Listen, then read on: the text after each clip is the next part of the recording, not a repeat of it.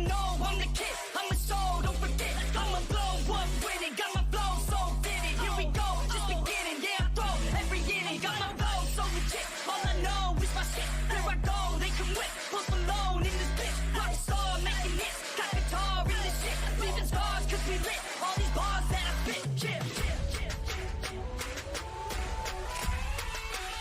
Let's go, let's go.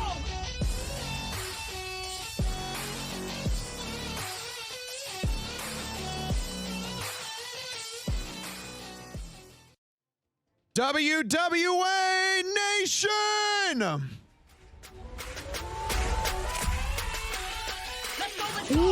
Welcome everyone, boys and girls, to the All Ages! My name is Evan Worlds, and welcome to the latest episode of the WWA. We are live, sold out in Reno, Nevada. The following contest is set for one fall. Introducing first, ladies and gentlemen, he is a Season 1 veteran of the WWA. He was once considered to be the Thunder, the Top Banana, the Alpha Elite, and now he is reunited. The Cauliflower Alley Club. Ladies and gentlemen, this is the good guy, Michael Grid.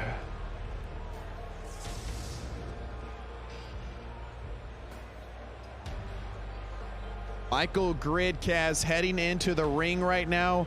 These two have been trading promos, just jabs left and right. And I gotta ask you, it's one thing to talk the talk, but it's all about backing it up inside the squared circle. With MexKid coming back full time, going up against Michael Grid, I don't know if that's the wisest decision. Yeah, Michael Grid's been here. He's been here every single week in that ring against his own partner, Nick Lucy, here for the most part. But also making his, his own moves, going for the title. I mean, originally it was supposed to be Michael Grid and Chad before it got turned into an elimination chamber. So one tough competitor to be put up against in one of your first matches back full time. Absolutely. But right now, Nick Lucy are unsuccessful in defeating the champion. We'll see if Cauliflower Alley Club can turn things around right now. And Michael Grid perhaps pick up the W against El Santo. Sight for sore eyes seeing them back together. And his opponent, ladies and gentlemen, from Evansville, Indiana, he is a Season 1 veteran of the WWA. Moderators, take it away.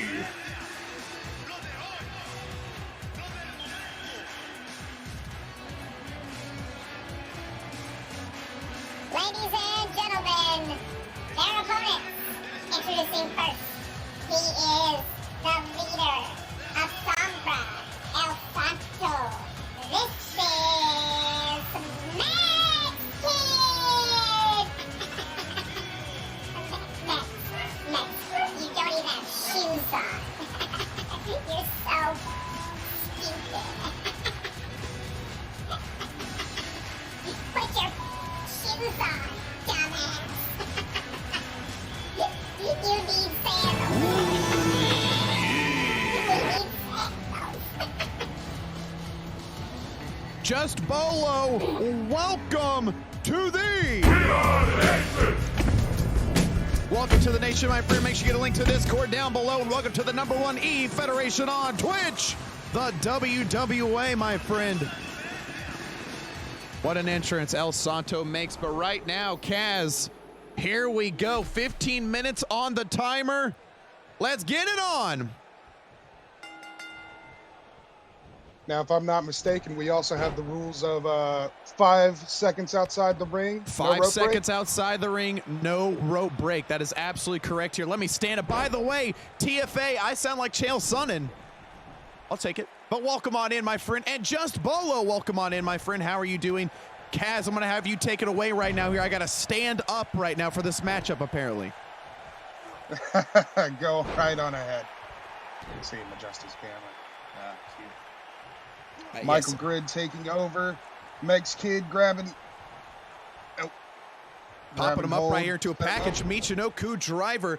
Kaz, the thing about this is MexKid was the one who attacked Michael Grid, and Michael Grid was the first person eliminated at Bound by Blood in the Elimination Chamber. Mex, the one eliminating Michael Grid. So this has been boiling over for quite some time, Kaz.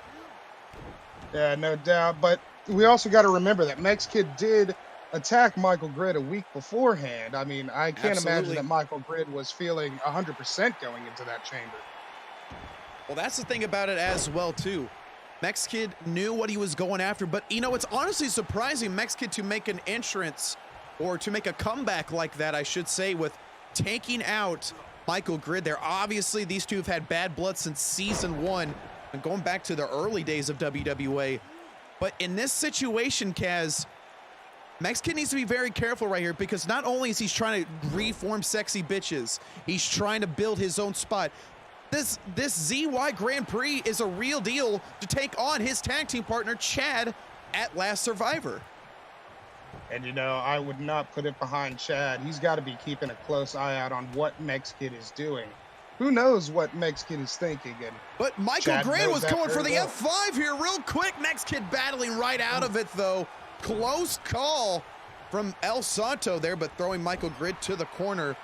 But as you were saying, too, MexKid has a very bad reputation with sticking around, being content with tag teams. I mean, you've seen what Sombra is capable of. You've seen what happened with Mex Poop. Sexy bitches once upon a time broke up. Kaz, with trying to do this again, what is Chad thinking here? I mean, if you were to get in his side, his mind, what do you think is responsible? Hold on 1 second here. The cover, the 2. Anyways, take it away, Kaz. Yeah, what's going on inside Chad's head, no one can ever guess at one certain moment or time. But Chad definitely has it in his mind that MexKid is up to something. He just doesn't know what. Whether that's reforming the tag team and actually going along with it, and maybe having a friendly competition of sorts is... Okay, they roll out. Maybe having a friendly competition, or maybe MexKid is just trying to stab him in the back. Nick right there just slid in the chair. This is disqualification. I mean, disqualifications are on, but Michael Grid's starting to get fired up right here. Double shoulder tackle now. MexKid looking to swing a Hail Mary, nobody home except for a spinning side slam. Mex is down, but I wanted to elaborate on that, Kaz, here is Michael Grid looking to set up.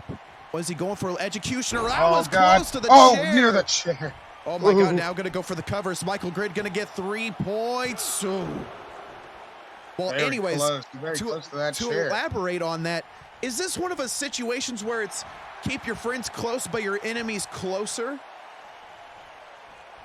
It's very hard to say, because I feel like there's a lot of people that in this tournament that MexKid could have chummed up to. It's kind of weird to choose the champion if he was going to backstab him in the end. Absolutely. Michael Grid now looking to go for the gridlock, center of the ring. Nowhere to go. MexKid has got to tap, or he's got to battle out of it. What is the heart of the Holy One right now? Nothing happened to Michael Grid. MexKid battling out of it. Close call. I got it now. One thing we also got to account for. Right there, I think you're about to say it. Here it is. Nick Lucier is right there distracting the referee. Michael Grid just popped right back up. MexKid, though, looking to battle up, and there is the referee who sees the chair, throws it out of the ring. Good call, ref. But here comes a back handspring Pele looking to take down Michael Grid. Is Mex going to be able to execute it? Back handspring Pele, nobody home. But he catches the leg, Kaz. Whoa. F5 from Michael Grid. What a counter to an F5. We see Chad do the same thing. 2, throw. Whoa. Woo. He's going for the gridlock again, Kaz. We've seen the resiliency being shown here from MexKid, but is this going to be too much for him right now?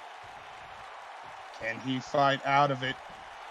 He's going in, but Mex again with those right hands. That is kind of a weak spot there for the gridlock maneuver. When you have the arms free, if you just punch them right in the head a couple times, they'll break the hold every time. Setting up for that back spring Pele once again. Couldn't Second get it the first time. Oh my God, that was a little insane there. MexKid got caught right elbow to the face. Smart move by Michael Grid rolling out of the ring. But he's got 5 seconds, Kaz. Remember that.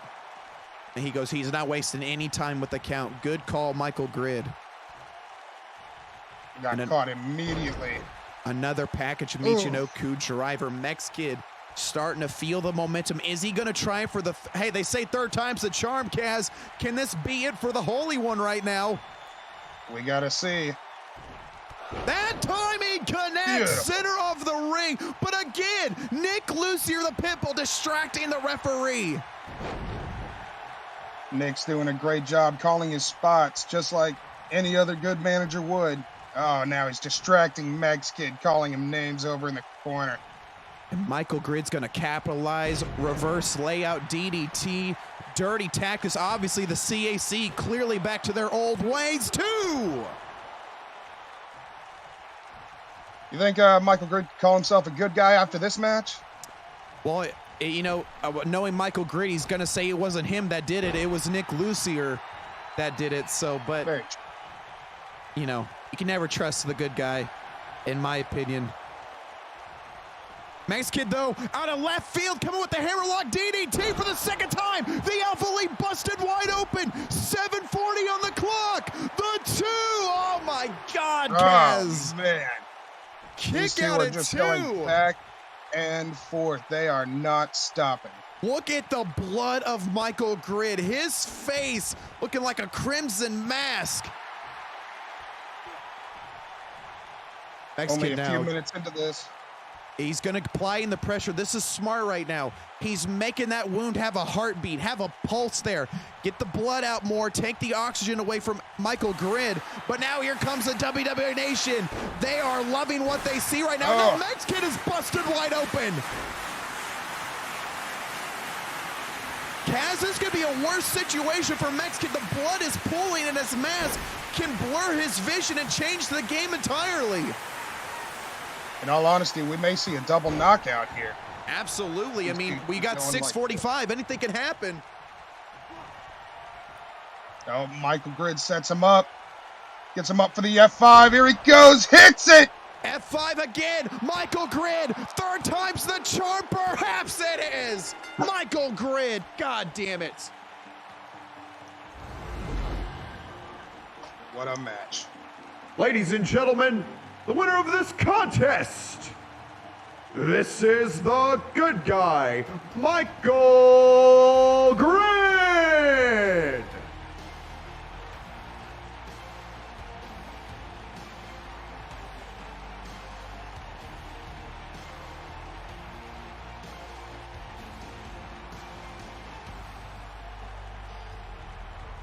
Well, there you have it, Kaz. I mean, granted, Nick Lucier with the assist.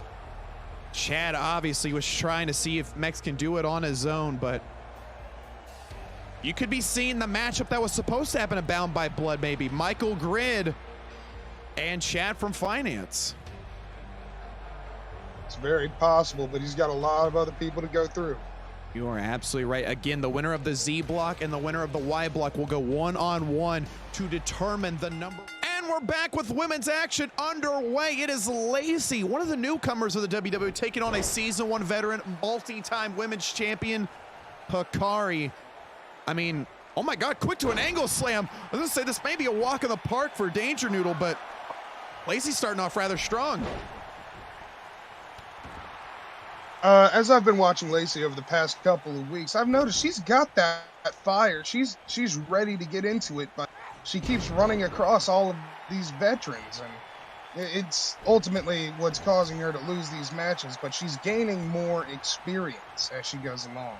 No, you're absolutely right. And that's the thing about it, too. The women's division has a lot of elite talent, a little bit of newcomers there, but that's kind of the flaw as well, because some of the women get almost intimidated. Maybe they don't feel They feel threatened by how elite the women can be.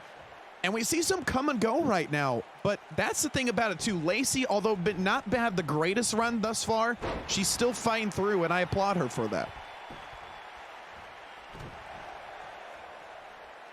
You have to forgive me, I'm fixing some stream issues. Let's see if I had this to change anyways. The cover, only a 1 count here. There we go. I've got it fixed. You're good. Awesome deal. Lacy now throwing the danger note over the top rope with a right hand, and she's going airborne. Well, apparently, we know there's magic in the WWA, but can the wings help her fly? About to find out here up in the air. Telling her to get my up. God! Whoa! Oh no! Nobody home, Kaz. Oh, and man. that is that inexperience at play. That was a top rope, like corkscrew, went face first to the canvas. Oh, man. Hikari just sidestepped her. She knew, she saw it coming, called her up. Oh, my Back God, to the her brutality. feet. She's still putting on a show. I mean, you got to give it to Lacy for the toughness, but damn, that's got to hurt. Definitely been the aggressor so far in this match. Absolutely is. Right now, Lacy now going to go quick to the cover here. Can she put it on? No. Swing and a miss. Nobody home with that kick. Hikari now looking to go for a German suplex. Again, nobody home. Lacy, meanwhile, leg swing. Take down. She's a little scrappy, Kaz. I got to give her credit. Lacy has been all over Hikari in this match. She probably learned from these last matches that if she takes her time, it's going to cost her. Now here we go, just stop it. She just kind of joint manipulation to the body of the danger noodle. And now she's going to go with that little top rope, this little twisting driver action. Now she's going to go for the cover here. I don't think this is going to be enough to, one count, Kaz. No. Yeah. Nowhere close, dear. Not yet. Top rope high knee again. Later on tonight, the main event of night 1 is the Z block here. This is round 6. Not the next round will be the last round, but round 6 is Prince Yokai going against King Blackheart, Kaz. Ooh, that match is going to be quite fun to watch. Fun? So somebody better get an ambulance ready. We saw what King Blackheart did after losing to the unknown. The man is absolutely snapped. And if I was Prince Yokai, I'd make sure medical is on standby tonight. Yokai's gone up against some super heavyweights before. I mean, it's not anything that he's not used to, but I mean, it is Blackheart. It is Blackheart. Enough said there. Is now Lacy gonna go for it here. But again, right there, you're exposing the feet. I mean, when the body is that free and open and as experienced as Hikari is, it's easy to counter out of it. As Danger now looking to go for a little drive-by action, positioning the rookie on the bottom rope. And this is all textbook for her right there. Boom. Beautiful kick. And now Lacy may be unconscious here. Hikari, 2. Is she kicked out, Kaz? Like you said, she is scrappy. She wants her win. She's just got to keep fighting. She's got to go for it here. She's got to just bite down, just keep on moving. Can she do it, though? Stomping on the back of the head. Lacy's starting to get fired up right now.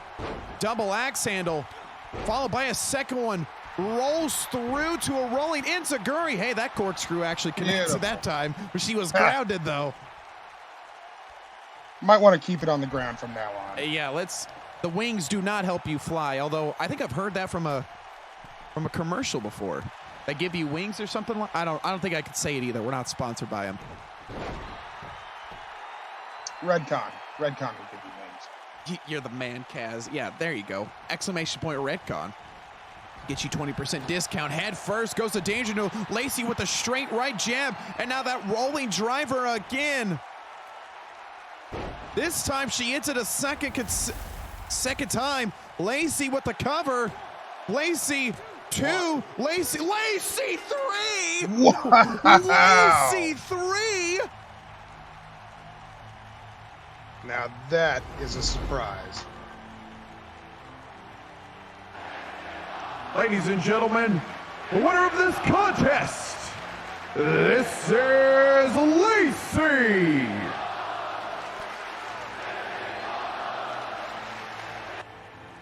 I literally don't have words right now, Kaz. Lacy with the upset? A dark horse, definitely, and possibly a start to maybe a win streak for her. And what a start that would be, taking out Hikari. Jeez.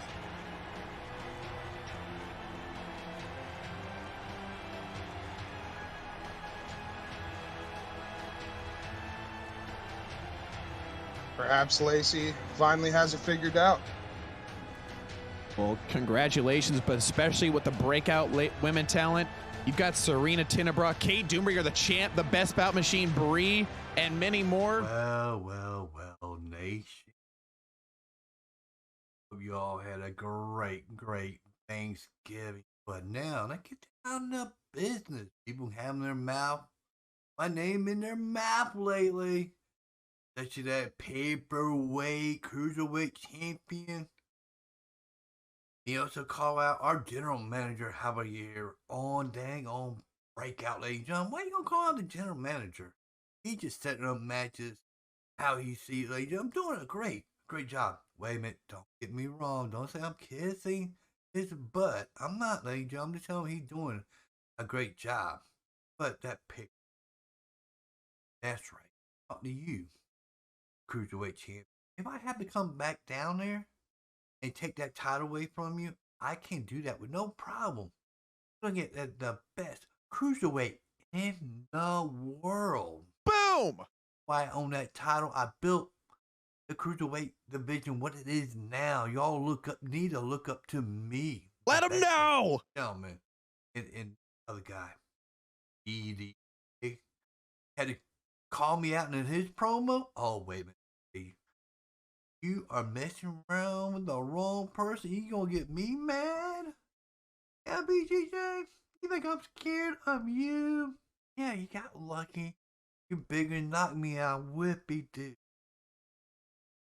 But you know something? Love to take down you in the cabal if I have to. The cabal thing is getting old, BDJ. Think you big and bad? Maybe you are. I think you just a little man hiding behind whoever she is. You know something? I'm cool with that. I really am. But you know something? Nation, keep my name out of your mouth because I not like what I can do to you. Out of here. Well, there you have it. Strong words from Razzleton, but in particular, calling out the paper champ Hanzo Asashi. Kaz, your comments. I mean, when you are approached by a veteran of the WWA, especially one in terms of Razzleton who did the cruiserweight division, if I was Hanzo, I'd be a little, shaking my boots right now. But on top of it, too, he wants to make sure that Hanzo puts respect to the ZY Cruiser division. You saw his temper tantrum last week, breaking very valuable China plates, which I'm still frustrated about. But then to say Razzleton will be the one to eliminate the cabal, man, it's one of those sayings where, be careful what you wish for. Man, I hope Razzleton realizes with the death warrant he just signed. I don't know if it's much of a death warrant anymore. I mean, the cabal has crossed a lot of people lately, and they still don't seem to be stopping. And you're absolutely right. It's right now Aaron with a beautiful crossface earlier on to that gator roll. Aaron, that amateur wrestling background, but guess what? Amateur wrestling doesn't have airborne tactics. Whoa. Nobody home. And Razzleton, I mean, he's the oh my God, trying to throw him out of the ring. Ooh. Aaron almost lost the matchup. This is critical right now with 10 minutes. If he throws him out of the ring right now, Razzleton will win this matchup, Kaz. You know, that could be a strategy too going forward. Maybe some of the people who don't care too much about the rules or even morality, such as a BDJ or a Blackheart, could just toss their opponents out the ring, win the match. And that could very well be the case of main event for night one here. But Razzleton dragging Aaron across to the center of the ring and hyperextending that leg, taking away the stability of the Red Viper. And now Razzle going to pull him up here, going for the beautiful American Valley driver. Aaron is in a very bad predicament. If he goes for that spike swanton, this could be it. No elbow drop. Raz second guessing himself, perhaps. They continue to go back and forth, even with the high-flying moves. Goodness gracious here. Razzleton looking to go toe-to-toe here. I mean, Razzleton was maybe 3 minutes shy of beating Justin Moore, but Justin Moore with an elbow shot to the manberries, and again, then finishing him off with a dead drop cutter. Cheap way to go about it. You know, obviously everyone would assume so, but Razzleton almost defeated Justin Moore. I mean, that is a huge statement, Kaz. It is very much a huge statement. We just got to see if he can continue to back it up. He was very close, but close doesn't count when it comes to things like that. BDJ ended up getting the win in the end. My God, what is Aaron going for? Straight jacket power bomb connects to the ZY Cruiser, and Aaron giving a big signal to the nation here. Trying to gain momentum. Aaron has been unsuccessful thus far and taking on the Season 1 veterans here, but there it is, beautiful. Whoa. What is that? American Destroyer, as he calls it. Raz has got Aaron down, center of the ring, 3 on, no! I will say Razzleton is keeping up with Aaron as far as his mat game is concerned, and that is pretty impressive. Aaron is that damn tough. I gotta give him that, man. You've seen the shit he's been against with Overlord Samurai, with having that injury against Justin Moore, beautiful pop-up tornado DDT. I mean, the list goes on. Aaron is a warrior at the end of the day, and with a little more experience and a little bit more training, maybe everyone's gonna be right about him, that he really is gonna be the future of the WWA. Perhaps Aaron just needs somebody behind him. I don't know who that person could be, possibly the CEO. That is true. They are close friends. I mean, worked out in high school after all. Deadlift gut wrench to Razzleton here. Aaron now looking to go for a quick cover. 5:45 remain. This is a short matchup. So again, you have to give it your all. You can't just treat this like a marathon, Kaz. You have to go all out the duration of 10 minutes. Or if you get a draw, you only get 1 point. This is crucial, but wait a minute though. Kaz with that tornado arm block out of nowhere. Tornado arm block. Aaron's trying to crow right now, but he's got a tap. Razzleton with the 3 and a huge statement. Razzleton had great placement on that arm bar. Fantastic. Ladies and gentlemen, the winner of this contest, this is Razzleton.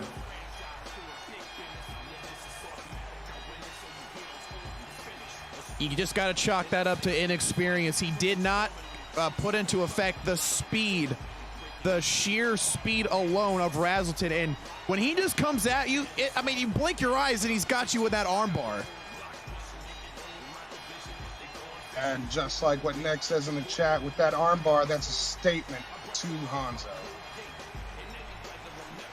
Razzleton, man, you disrespect the house he built, he's going to come take you off your throne. Congratulations to Razzleton picking up 3 points in the Grand Prix.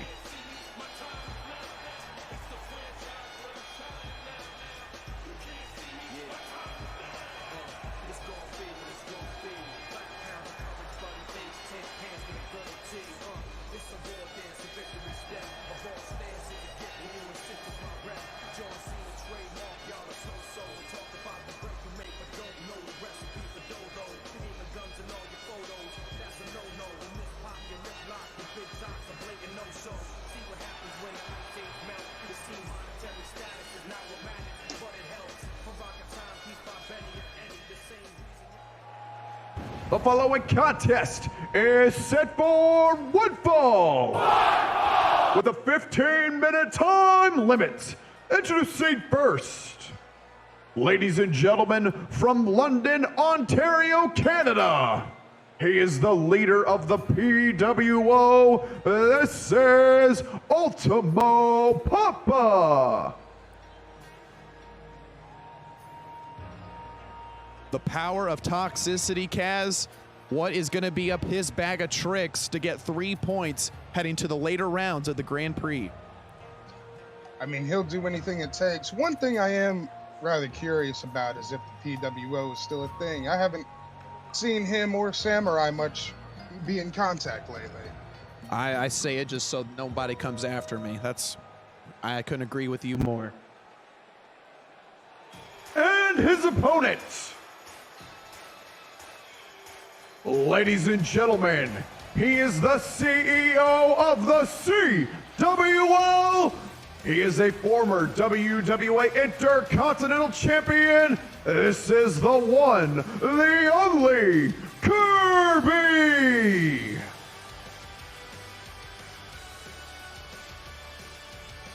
When I look at Kirby, the mask, put the mask aside here, Kaz.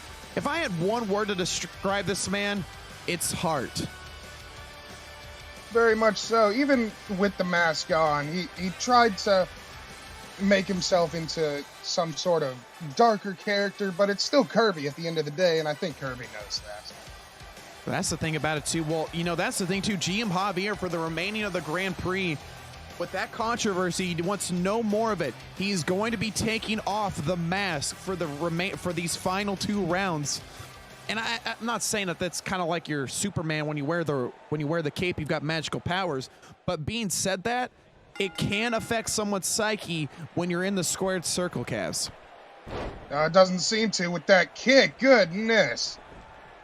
Ultimo Pappa rolling right out of it here, looking to dump him over. Oh, right to the ribs there on the canvas.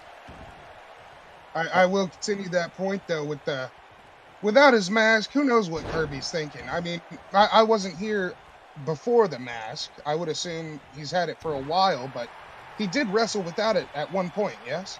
He did wrestle without it at one point, but the problem with this, Kirby had the reputation, apologies here, apparently they're not fans of the PWO zone. Jesus Christ, Reno's letting us know. But back to what I was saying, though, is Kirby at one point red and white trunks. He didn't have the sleeve. He was the beautiful corkscrew elbow. Kirby, though, he would climb Mount Everest. Right before he planted his flag, Kirby would fall off the mountain.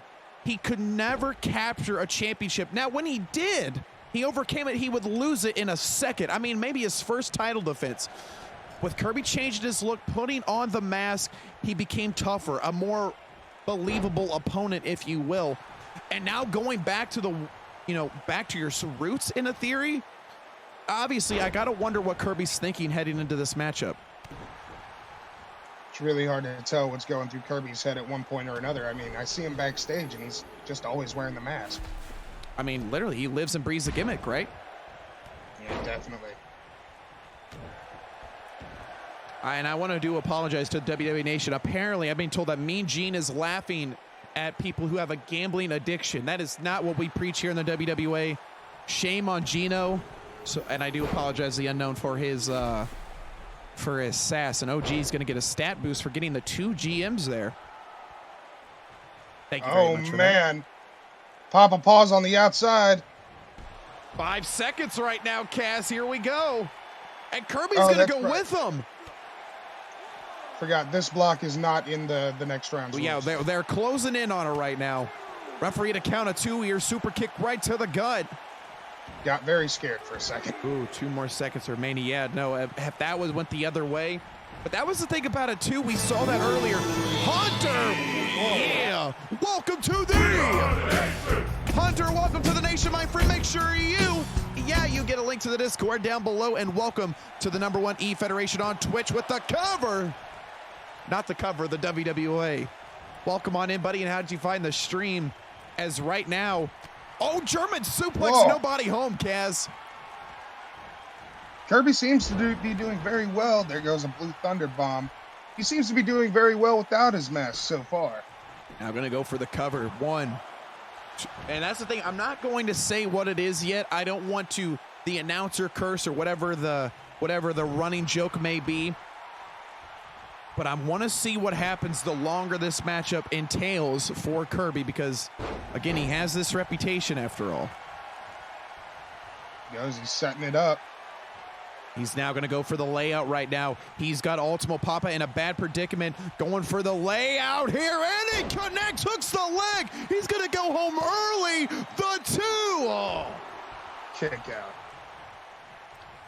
Ultimo Pappa is not someone to take lightly either. This man, I always give credit where credit's due. But you have to have a huge weight cut. Ultimo Pappa was once a ZY Cruiserweight champion and then bumped up to become a pro gamer and an IC champion.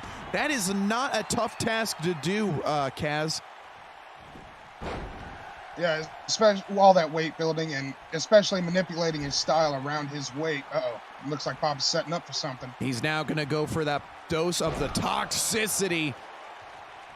And now he's got the sleeper, or he's got the cutter, the power of the dragon. Ultimo Pappa now, dragon sleeper, and look at the way he just sits back on the lower spine and trying to torque the neck. Kirby had no choice. Wow. Sub 5-minute victory for Pappa Paws. Wow, did you see the torque on that? Hope we get a replay right now. Ladies and gentlemen, the winner of this contest, this is Ultimo Pappa. Right there is the toxicity, but watch that dragon sleeper. I'm going to pause it right here just for a minute, Kaz. Look at the torque on his neck there and the way that back is being manipulated. You know what, and I'm going to say it here, perhaps with his mask on, that wouldn't have happened. Oh my God, I mean, you hate to say something like that because it's a $30, $40 mask that's made out of fabric. I mean, it doesn't have any powers. Oh, Pappa Paws, you don't need to be that toxic in the chat. Come on. Jeez, that is the way they go about their business, unfortunately. So it's just, phew.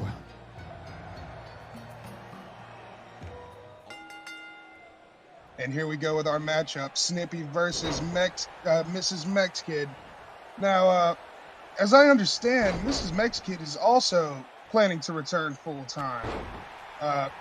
She's been, partially away along with MexKid. And it'll be interesting to see where she's going to be at in this evolving Breakout women's division. Let's see what the chat is saying.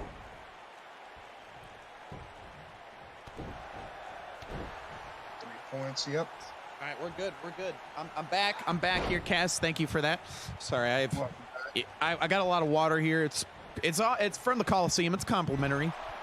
I was just saying about how Mrs. MexKid is also returning full time, as it seems, along with her yes, husband. they are indeed, and that's due to obviously the birth of their firstborn child, baby MexKid. Shout out to them, congratulations. But now they're back here. They're ready to go full-time into it. And although MexKid unsuccessful, but man, the king of promos, you've got Mrs. MexKid, who's been a multi-time, and I say that with a bunch of caps, bold, 100 exclamation points, whatever you want, multi-time women's champion. If she is in her prime, holy shit, Kaz, is the women's division going to be in trouble? Has she held more titles than OG? No, but then again, I don't think anyone else has either. True enough. She's got to be close. Oh, without question, she's heading in that direction. And then, of course, on the other side of the ring, we have Snippy, who's just trying to make her way into the Breakout women's division. Snippy was a season 1 veteran, took a year off in season 2, now has come back in season 3, and she's been training with OG, a little bit with the Rogues as well, but really just trying to find her mark in the WWA. Had the trilogy with Kaiju, defeated Serena recently. If I was Snippy here, I would really take this match as tough as I possibly could. I would go all out there, because if Mrs. MexKid, like I said, is in the prime, Snippy's going to have a tough battle ahead of her. And I mean, most recently we had the battles between Mrs. MexKid and Brie. I imagine if Snippy wins this match, it would put her ever closer. What a kick to the face!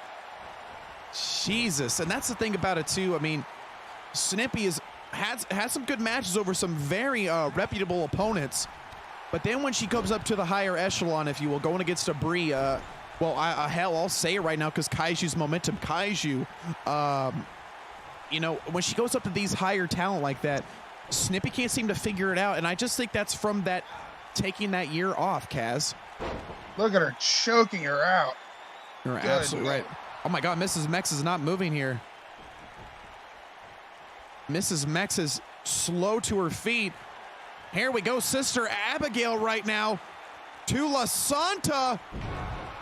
Good night. Gotta pull her away from the ropes, kid. There you go. Smart thinking. Snippy gonna go for the cover now. 1, 2. Oh, close. Very, very close. And that was all about positioning. She took too much time after having to drag her away. Mrs. Mexican was able to recoup and be able to kick out at 2. I don't know if this is a smart idea, Snippy. My God, that's even worse when you're calling this always makes me nervous, Kaz, for prior injuries. Beautiful drop kick, though. It pays off in the end. God damn. Sets her up. La Santa is starting to battle back right now. Shot to the abdomen. Mrs. MexKid now going to go for a dump over right there. Connects clean. But you can tell both of these ladies are not in their prime, and I say that due to the positioning of the ring. They're really close to the ropes or to the corners, and that's not going to pan out. Going for a cover wave, shooting star. Is that enough to put her away? Here we go. We're going for the knockout here. This is one of the deadliest DDTs. This makes Jake the Snake Roberts proud. The knockout, my God. Twisting the neck. The cover, La Santa. A kick out. Goodness, Snippy is fighting. La Santa's starting to get fired up right now as Snippy slow to her feet here. Running clothesline. Follows through with the second one, and now that textbook heel kick. You can see it coming a mile away, but doesn't mean you're going to be able to stop it. And now she is boasting to the WWA Nation. But can she put Snippy down? Shades of her husband here. Back handspring Pele. Will she connect, Kaz? There it is. La Santa. Mirror image of her husband's. Back handspring Pele with the 2 back hits. Spring Pele with the 3. Kaz, Mrs. Mex with the W.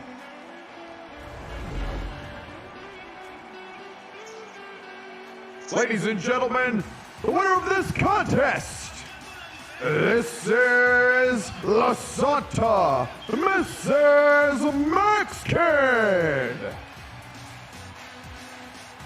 What a statement to make after saying you're going to come back full time to take out Snippy, who's been doing a rather good job in the women's division as of late. Mrs. MexKid does have that aura about her, that reputation, and although it wasn't her prime, it was a little rusty between both stars. Mrs. MexKid edged out the W. Congratulations.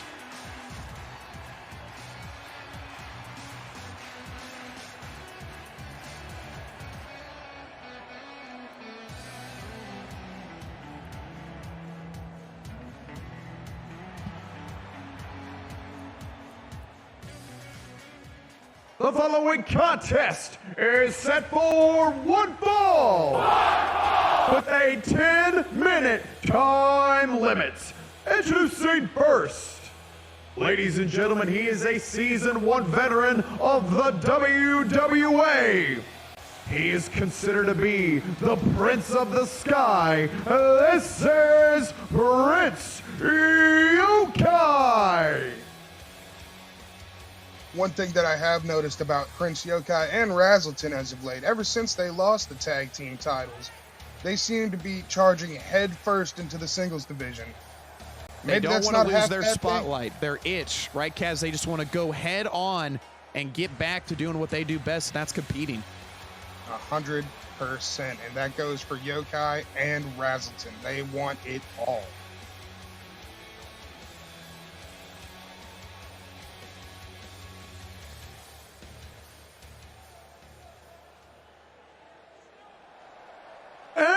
And his opponent, from parts unknown, ladies and gentlemen, he is a Season 1 veteran of the WWA, former heavyweight champion, King Blackheart. Kaz, did you just hear Reno, Nevada cheering for this man? I mean, they've only had bloodshed once tonight. Maybe they won it twice. Oh, man. And that's the thing. King Blackheart is a guy that even if he loses, he gets stronger somehow. Like he evolves, levels up in gaming terminology here.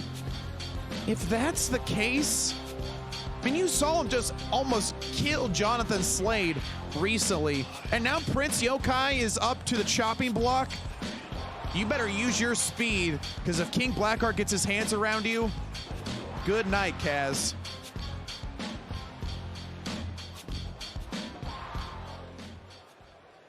Well, you're ready, Kaz. I'm ready. The nation in Reno, Nevada is ready. 10 minutes on the timer. Here we go. And again, no exiting whatsoever. Oh my God, the intimidation alone. Jesus. He just froze in his boots. King Blackheart. Oh my God.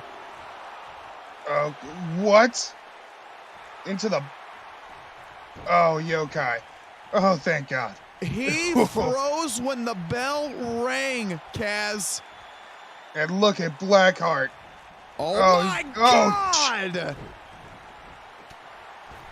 Trying to defend himself right now, but this is just a mugging. This is horrifying.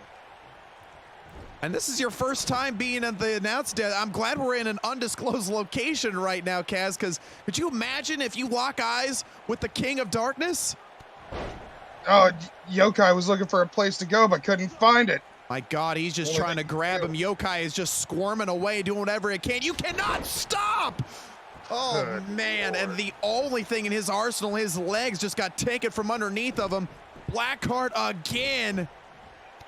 Apparently, Anthony's too much of an idiot to put the timer on here, but I think we just hit the 60-second mark. Oh, my God. Nino says this is like watching a St. Bernard beat up a Chihuahua, and I cannot agree more. Claw hold choke slam from a grounded position. You know, it's not realistic, but I've always believed that the announcer should be able to throw a white towel here, and I could not agree more. Underdog, welcome to the stream. Underdog plays, welcome to the stream. Welcome on. Jesus Christ. That was a murder.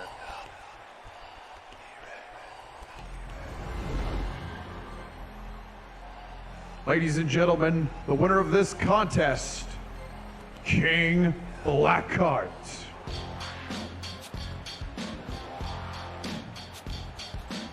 With that being said, King Blackheart in first place. I mean, if that wasn't already the factor. Kaz, I want to thank you so much for being in. We will see you later on for night 2. And get your bearings together like I am, man. What a mauling that was. Yeah, I'm going to go watch some cute puppy videos. I don't blame you. We'll see you soon, Kaz. See y'all soon. Let's have ourselves a little chat.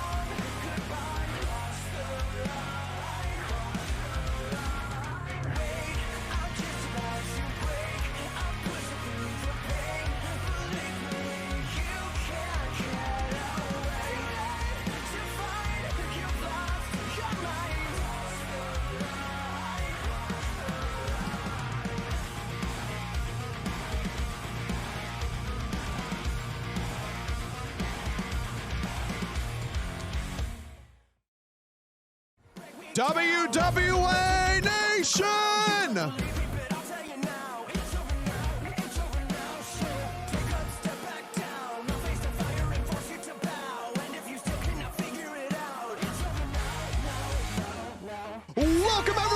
boys and girls, turn of all ages. My name is Evan Worlds. Alongside me, Brian Haddock. Hey. Whoa, Jesus, what a match that was. What a show that was. But Havoc is up to bat in Nashville, Tennessee. What? Oh, at least he ran at him. Not like the last little guy against the big He went man. for the that twisting high knee that he does oh so well, but nobody was home. Now this is the thing about it too. Creepy beat Doomsday, but both men had a singles match prior. So you're getting two fresh opponents right now. The champions, the #1 in the division. Could be a long night for the Fallen Regime. I mean, if it's a long night, that's going to suck for the Fallen Regime. My God, a catching Holy German hell. suplex. He sent Yes, Slade what to the a hell? backflip. Hey, I get it. We're angry at this kid, but that's oh my God. Unbelievable strength. The Taskmaster kind of reminds me a lot like Zaro, that criminally underrated strength. You look at him, you don't think much of it, but then you watch him throw people around. Looks like it's going to be a wreckage. Oh! Spear no. and a clothesline. Slade trying to defend himself. I think he needs to make a tag, Brian. He better. I think he needs to call the cops. Jesus. This is an assault. And now here we go. I think Slade's going to do grabbing the mask, a little dirty tactic, but hey, whatever works right now. And here comes Fails. Handle at this point. Oh, tag action of their own. Shot right to the ribs here. And again, he was going for a backbreaker. Unknown, just a little bit stronger. He's going to use the strength to his advantage right now because Fails is a ZY Cruiser. And then you got Slade, and Slade's kind of I call him a floater in terms of light heavyweight and a ZY Cruiser. He could really play both fields, but it doesn't matter. You're going against two heavyweights. I've heard people call him a floater, but I don't think they were talking about his weight class. Okay. But man, Deadlift you know what, Slade, powerbomb. if you win and survive this match, I'll buy you a beer. Because man, never seen anybody take an ass kicking like that. The Doomsday, not the Doomsday, apologize. Doomsday felt like they were embarrassed, Brian, after the loss of Team Creepy. Ooh. And when I say no one, I mean zero out of a million thought that Doomsday was going to lose that matchup last week. Right, they've been working hard. They've been putting in the hours. It's insane. But then they lose to Team Creepy? That's like, I call them Team Twilight. You've got like a big hairy dude and you got a guy who thinks he's a vampire. You know, magic in the WWA and all that other stuff. Apparently magic in the WWA is as real as it gets, Brian, but I don't know. And that's the thing, you just got to chalk it up to double duty. Is right now Fails into catching Taskmaster in a figure four. What a shot that was.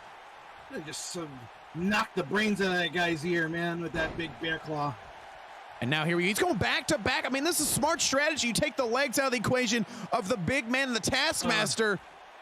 Oh my God, he's going for a figure eight. Look at him bridge up onto the Taskmaster. You know what? Why doesn't a no good help his boy? He's just watching him get wrecked.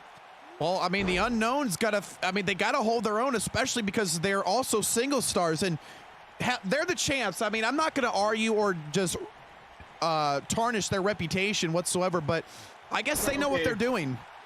Oh, wait, whoa, no. Fails taking Taskmaster to Suplex City? Am I watching a triple German suplex onto the Task? Fails, man. Like I said, the Fallen Regime, I don't know if they drank the Fountain of Youth or figured it out, Brian, but they look really good. Well, I will say this about Fails is that, we had a guy in high school like this. He was skinny but really strong. The Irish coach called him wiry. I don't know what that means. I think it just means skinny and strong. I couldn't understand him half the time. Drank a lot. And now we're here. He's going for a head scissors and 3 shots right to the head with the elbow. Taskmaster is really going to need to tag the Unknown. There he goes. Smart thinking. Taskmaster looking to tag in the Unknown here. Taking a moment to compose himself as he slows the pace, but Slade able to battle back. That's the crazy thing about Slade. Much like how he runs his mouth, he's got these little peppered in attacks of just catching you off guard, catching you unaware. But he never has any follow-up. You know, that's the thing about Slade, too, that I will say. You've seen Ric Flair, the Nature Boy, and he runs his mouth like that. You've seen other greats, The Rock. I mean, I can go on and on with the list. I think if Slade was, I don't mean to be blunt or disrespectful, but good enough to that upper echelon level, then I have no problem with it. But the problem is, a spine buster just happened right now. Yeah, that's what happened for sure. Shades of Arn sweet Anderson Nina was Rose. If Nina's watching, she's laughing on. somewhere. Oh, Around the perfect. world they go. Spin them right round, Brian. Oh my God. Oh man, that I would be surprised. I'm not sure if Slade is dead or alive. Kick out at one. Fails being a good tag team partner here. High knee to Taskmaster. But we're gonna get caught into outside his edge going on. To a power bomb. Nope. Doomsday standing tall, and now Slade is in a 2-on-1 predicament here. This is bad situations for Hollywood Slade. Slade. Look at the strength, man. Oh, maybe some Vicodin for that. That was a nasty. Jesus. Oh. What a show that was. Taskmaster throwing him around like a rag doll. Jesus. That's the thing about Taskmaster and the Unknown, which honestly, I will say it can use to Slade's advantage. Maybe if he just turns up the experience or the skill level a little bit. Taskmaster gets caught in his own spine buster! Oh my God, this Unknown is pissed off! He tried to get in! Referee was gonna disqualify him, and now he's talking some trash. But while they're doing their little situation, let me elaborate real quick. Wow. They are very, very sensitive to trash talk. They get so they're like a bull in a china shop. You say one thing disrespectful and they go off. This is working right now for Slade. Yeah, like my goodness, he's gotten under their skin. It's going crazy. Sets him up right now. What is he going for? A fall away slam? I mean, Slade's got that underrated strength as well, apparently. Taskmaster's getting furious, Brian, as he rolls right back in, go head first, and now dragging Slade to the corner. Oh no, it's poor Slade. Little CTE action in the corner there.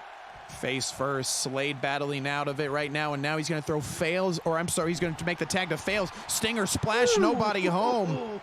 Cut that right in the throat. Snap suplex there, beautifully executed. But he's going to tag in the human sacrifice, and here comes fails. High knee, but just nobody home except for a spine buster. Man, the chiropractor's going to be making bank after this match. All those spines being blasted across the mat. Oh, I thought for some reason you'd think you'd go for a pin. Little delayed there. One count. Yeah, no, you should have drug him closer. Yeah, like, what is that all about? Is that just, I mean, weird flex, all right. That's what I'm going to talk about, the emotional issues that Taskmaster and the Unknown have in terms of they get too worked up, they could get themselves disqualified, and that would put the Fallen Regime in the title hunt picture, Brian. Yeah, easily so, because if they can't win pound for pound, they're going to play the mind games. Sure. And you got a man who calls himself the human sacrifice, and the other one who changes gimmicks more than my kid changes diapers. You may need to talk to your kid then, because your kid's got some serious diarrhea issues then going on. Nah, she just drinks a lot of water like a racehorse. Runs like one, too. That's how it works, man. That's how it works. Unknown now taking... Now, that's the thing, too. Although Slade was the workhorse last week, Fails got the W over Team Creepy. So, I don't know, maybe that's the strategy going into it, but right now, Doomsday is taking Fails to the outside, and Unknown was looking to slug it out. Fails is actually holding his own with the Unknown, and I'm shocked. He tried to go for that backbreaker again. Unknown just too strong for the human sacrifice. Call that the Ponce Onagi in judo with that shoulder throw. Spin side kick, a drop kick right to the LED board. Oh man, this is awesome. I love it. Evan, are you feeling this match? I gotta be honest, I'm a little antsy. And reason I say that is because I feel right now, Brian, we're going to be witnessing an upset right now. Oh, definitely. Could you imagine it if Nashville, Texas here sees an upset? I mean, the crowd is going to go nuts. I mean, I put on a bulletproof vest this morning before I came in. I mean, just in case. Where's Jeff Jarrett? The guitars are going to go flying everywhere here in a couple minutes if things don't go according to plan. Shit. Super kick! Oh, he was reaching for the moon on that one. My God, we may be seeing an Unknown is in a bad predicament right now. Brian Fails is going to work and busts open the Unknown. He split him open. Swing and a miss with that kick. Nobody home. Unknown looking to turn around, reverse DDT, but the knee to the back of the head. Here we go. Unknown looking to go for that pile driver, the choke slam. And there it is, that one-arm choke slam. Oh, just threw him away. Slow to the cover. The two. Slow slide took out the ref. Smart thing, and it takes out the Unknown. Oh, Slade finally figured out how to play dirty. Slade is finally coming to his own, it seems, right now, and good for him. Unknown is furious. He's got to tag a Taskmaster. Oh, boy. And now this is right here. I prove my point more, Doomsday. The ref is out. Now it's just time to just pound this guy into a pudding. Good guy, and the ref's not there to able to break it up here, give some space for Fails. Taskmaster looking for the spine buster, nobody home. Fails, meanwhile, go for Skyscraper and unsuccessful. And here comes the straight jacket slam, boom! Oh, I think his head hit the mat on that one. The cover, Slade's not paying attention, Brian! Joey wasn't paying attention! No! What? Oh my God!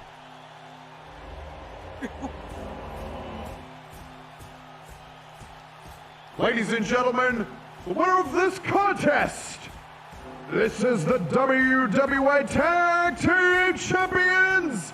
This is Doomsday.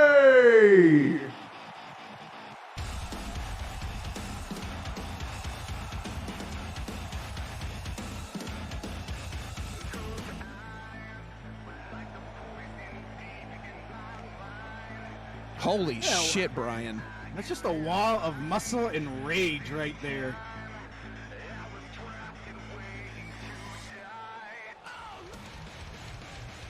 The following contest is set for with a 20-minute time limits. Introducing first, ladies and gentlemen, he was the first person to main event WorldZY Mania. He is a Season 1 veteran of the WWA. This is Last Rhino Standing.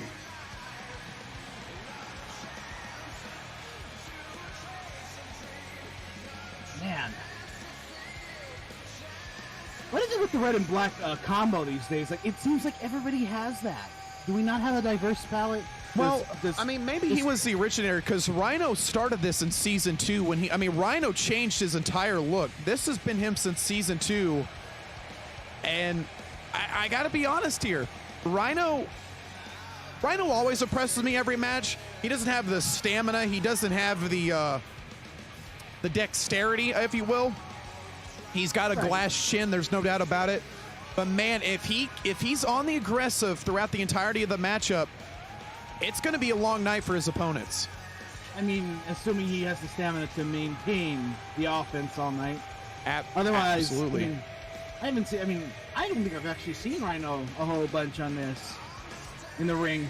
Well, you're about to see as he takes on the former heavyweight champion, the loose cannon, Thibeau.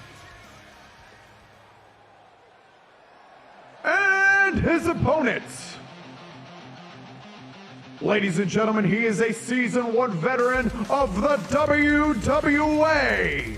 He's a former Breakout heavyweight champion. He's considered to be the loose cannon. This is Thibeau.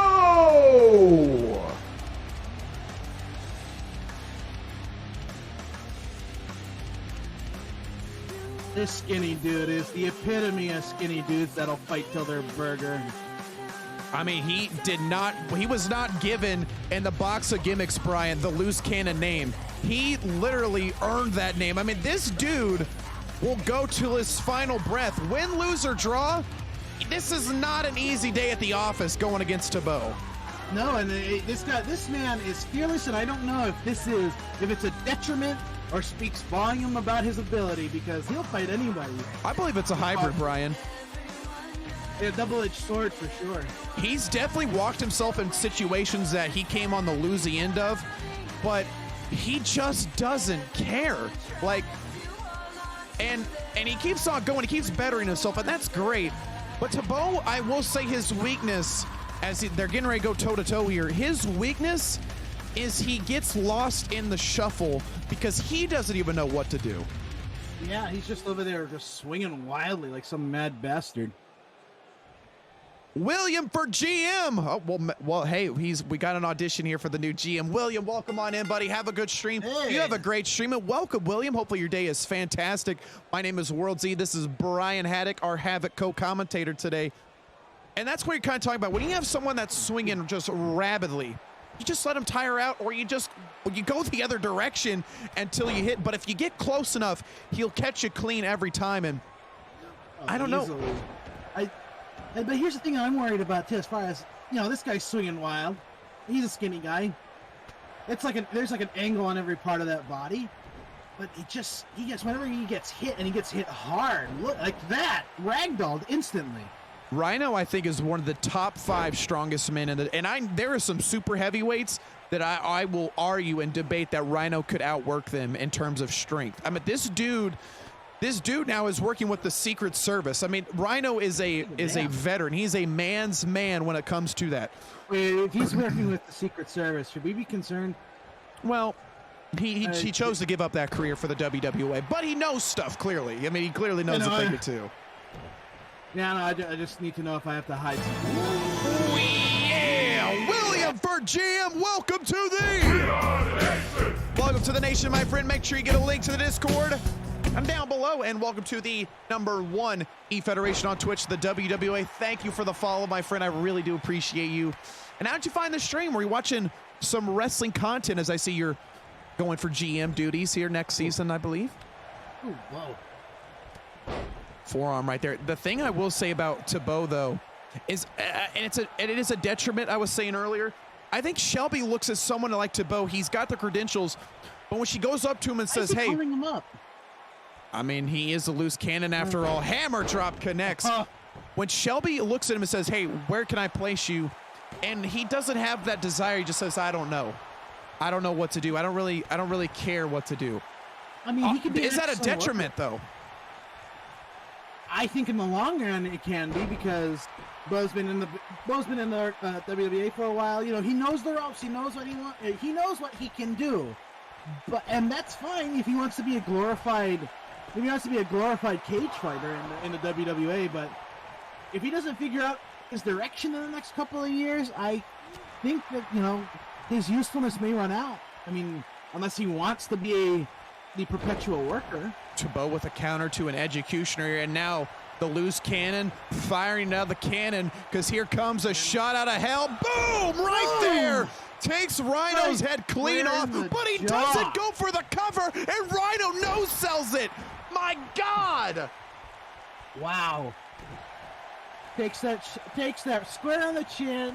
He gets back up. He is kicking him in the face. You want to talk about disrespect? Thibeau battling. Now he realizes he's in for a fight tonight.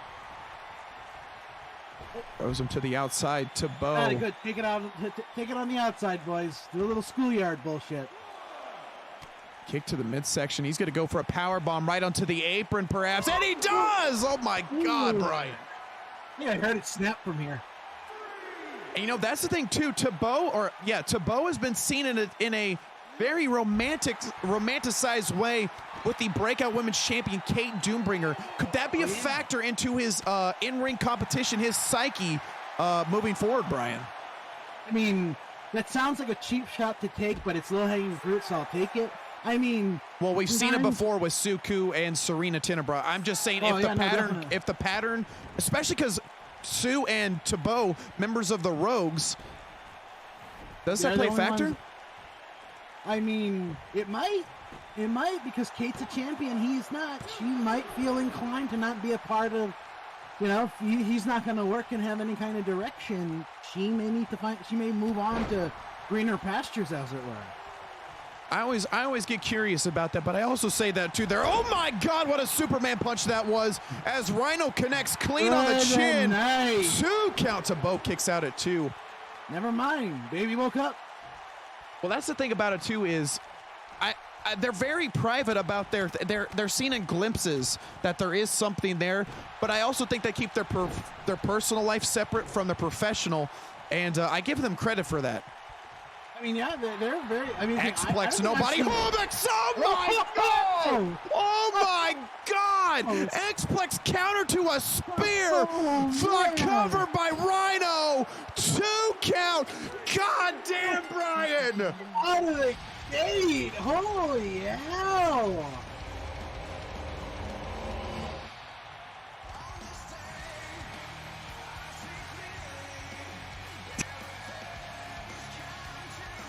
This is last Rhino standing. And I was just about to say that the most affection I've ever seen between Bo and Kate is hand-holding. But then you had Rhino just fly out of the gate like... Did he just cut him in two?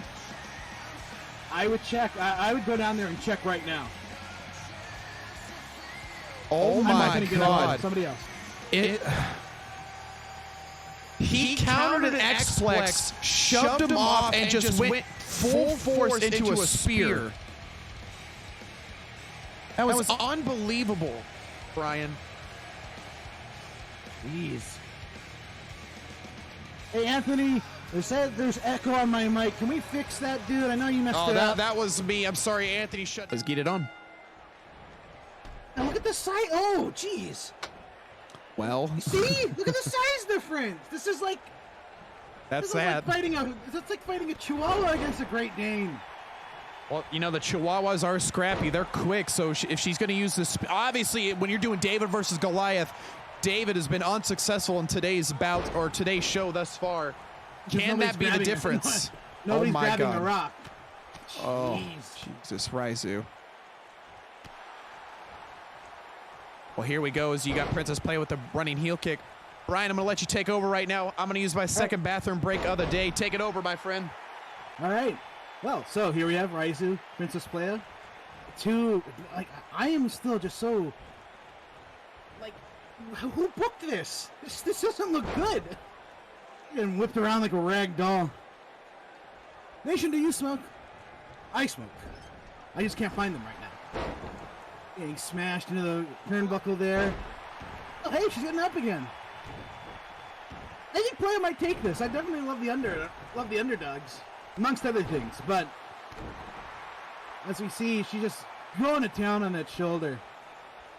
All right, cool. We're moving. Yeah, very good. Move her away from the ring. What are you doing? What is this? This is some amateur wrestling stuff. I've never amateur wrestled before. I just did judo. All right, going for the pin. A little quick one. Oh, just one. Almost just threw that person off. Swing into the ropes. Roll underneath. Oh! I'm good. Thank you, Brian. No problem. All right, it's Reisu again. I come back after 30 seconds, and Reisu is still, well, never mind. Forearm right to the face there. I mean, I'm surprised she was able to, I'm not making a short joke, I'm being honest here. I'm surprised PrincessPlaya was able to elevate the elbow to connect on the chin of Reisu. Well, it's kind of like, you know, you're compensating for the drop, right? So she just had to aim lower.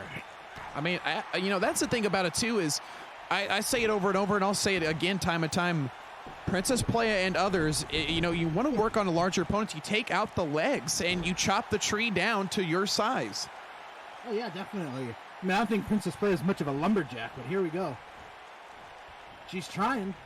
She's got heart. I mean, I'll give her that much as a low kick. But yes, while this matchup is going away here, as she's looking for a hangover onto the top rope, we have this main event now with stipulations that honestly, I'm a little confused about here. In the past 48 hours, GM Javier Shelby had to come to an urgent meeting to book this. It is going to be Brenden versus Ronin for the Alpha Lions / Intercontinental Championship. Brenden was going to throw it away. Yes, Brenden was going to throw it away, got denied. But now the CEO comes in, and apparently this girlfriend of his has an opportunity to be a competitor right now. Am I understanding that right, Brian? That's what I've heard. When I got the sheets this morning, it looked here because one, howdy, you have Nikki! Now. Hey, we're being raided real quick. Hold the phone, Brian. Right. Nikki coming in with the Raiders. Nikki and the Raiders! Well, I'm being informed by the GM that it's Brian's friend, not his fiance. I gotta be honest, I don't even know who's on first half the time. I work out at a different place, the Callus Palace. Nikki, welcome on in. How is your day? Nikki! Wait, hold on. Do I get a key to the Callus Palace? Can I work amongst the elite? No. Oh, You don't. rude. But welcome on in, Nikki and the Raiders. My name is WorldZY. This is my co-commentator, Brian Havoc. I run the #1 E-Federation on Twitch, the WWA. Thank you, Nikki, for choosing me. So grateful every time you do it. My Thanksgiving was fantastic. Brian, how was your Thanksgiving? We already talked about that. Did you have good food? Lots of great food. Prime rib, turkey, endless supply of beer. Haven't stopped drinking. There it is. Nikki, I had a great Thanksgiving as well, but how was yours most importantly? Did you eat as much as you possibly can and then feel bad about it an hour later? Because that's what I did. Now here we go, that pump handle, rock bottom that Reisu does time and time again, but fatigue is early setting in. So I do apologize here. Makoto, is that what you're saying, Brian? Makoto or paprika, I'm not sure what the name is. Ginger ale. I don't know what it is. That's a soda, Evan. Well, what a people move that was, though. The cover here. The 2 count. Oh my God, PrincessPlaya again! What is going on, Brian? Ladies and gentlemen, the winner of this contest, this is PrincessPlaya!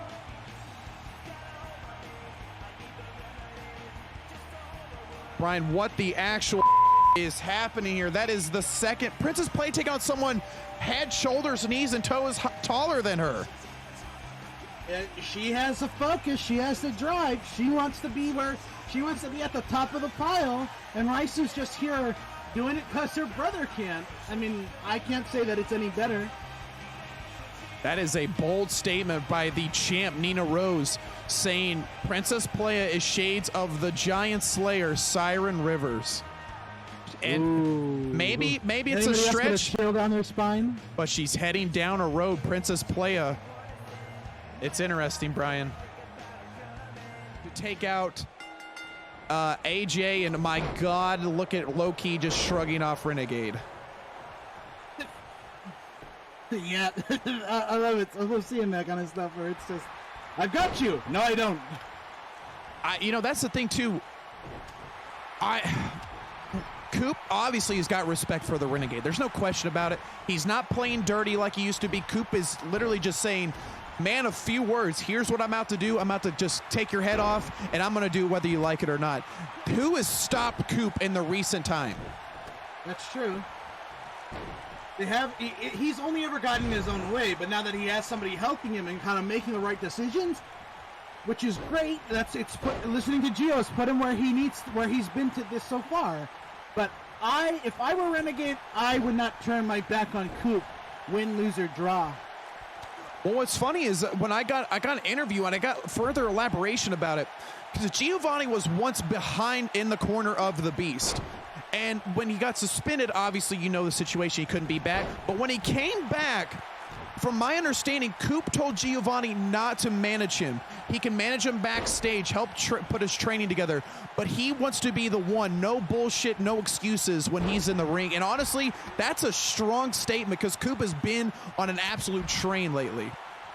Hey, all he needs is a little push, right? Just to get going, and now it went now it's for Coop. It's now I think I can to I know I can.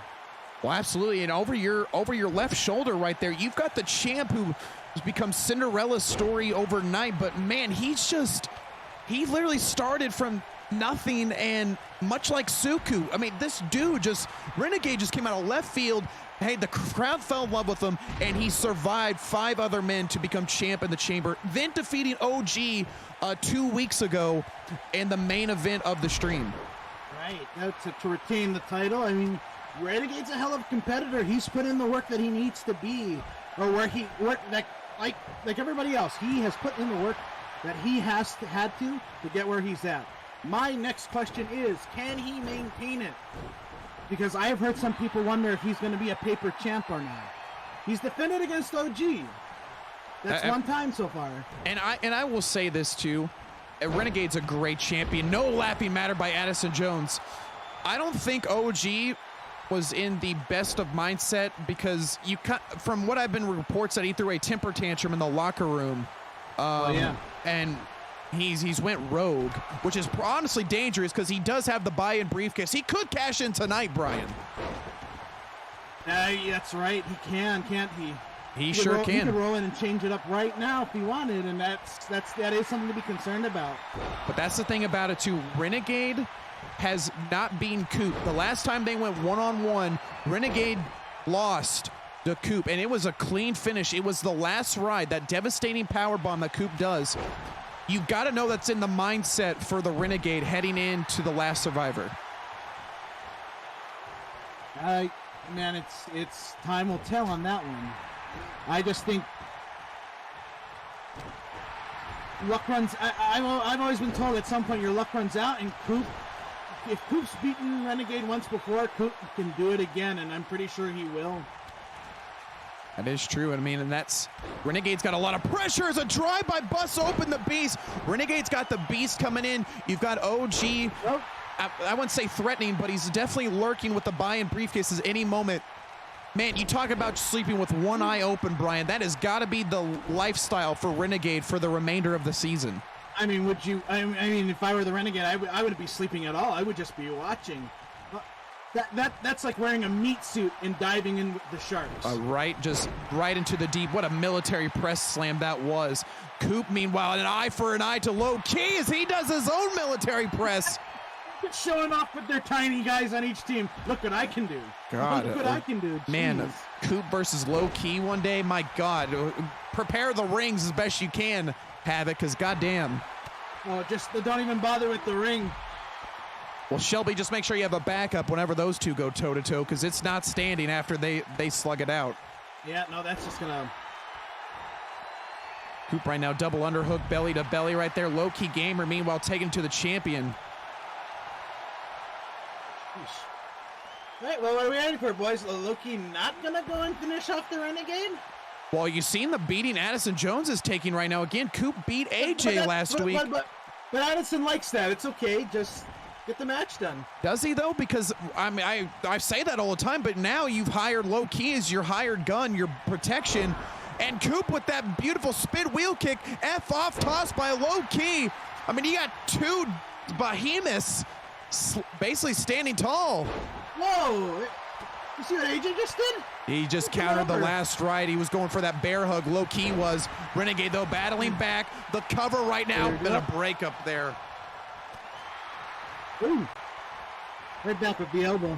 Oh, they're doubled up right here. Shoulder tackle side to side. Addison Jones, again, putting the pressure on both men with that shoulder. Jeez.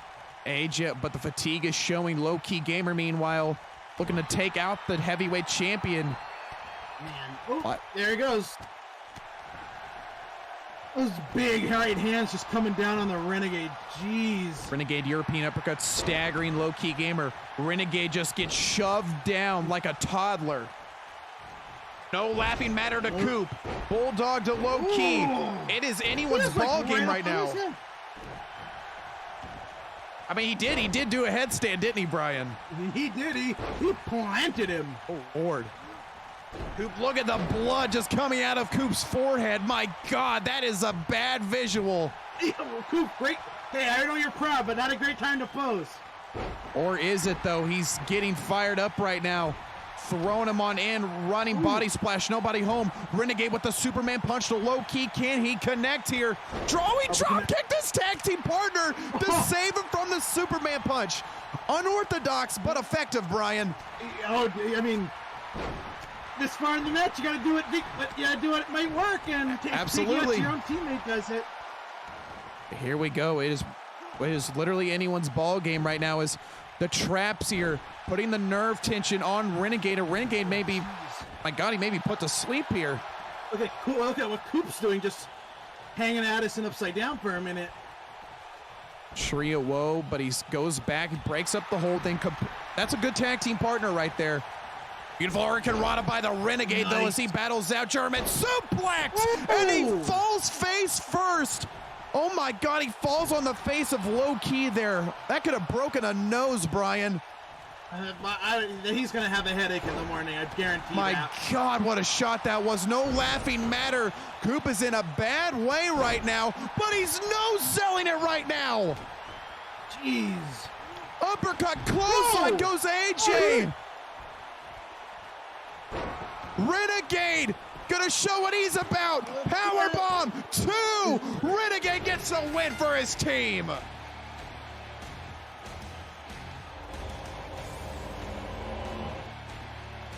Ladies and gentlemen, the winner of this contest, this is the team of the Beast Coop and the Havoc Heavyweight Champion, the Renegade. We know they can work well enough as a tag team, but what's going to happen when they get into the ring on opposite sides? It's my job to stir it up, Brian. Was that a message for the Renegade right there? I can beat men bigger than you. And at last Survivor, when the title is on the line, he will be the one victorious. Strong words there, but I don't know. We'll see. We will definitely. Is set for one fall and is the co-main event of the evening. Introducing first the challenger. Ladies and gentlemen, she is a former Havoc Women's and former WWA IC champion. This is Natalia Gaming. See, this is another thing I love about Natalia, honestly, is that she's just got the style, the fashion, the swagger. Yes! It's the sweat lit fire, Brian. Let them know. Well, it is sweat lit fire pog when Natalia gets in. Oh, man. But you're going against the champ, the best, in my opinion, to ever lace up boots in the women's division, Brie. I thought you were talking about Natalia.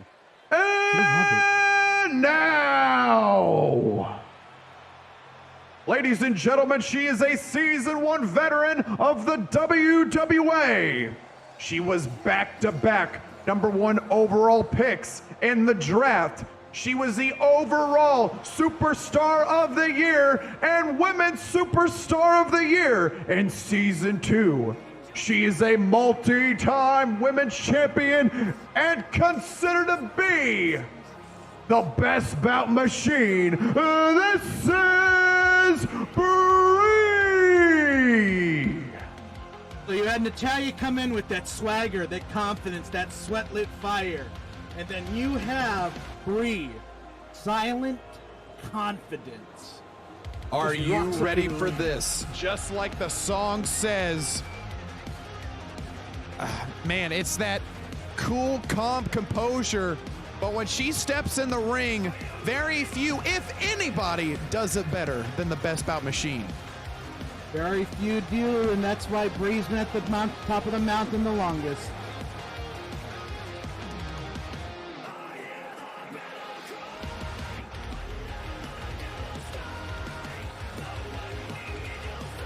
Song's a banger, too. Well, I mean, you go after the best bout machine, Kenny Omega. Of course it is, right?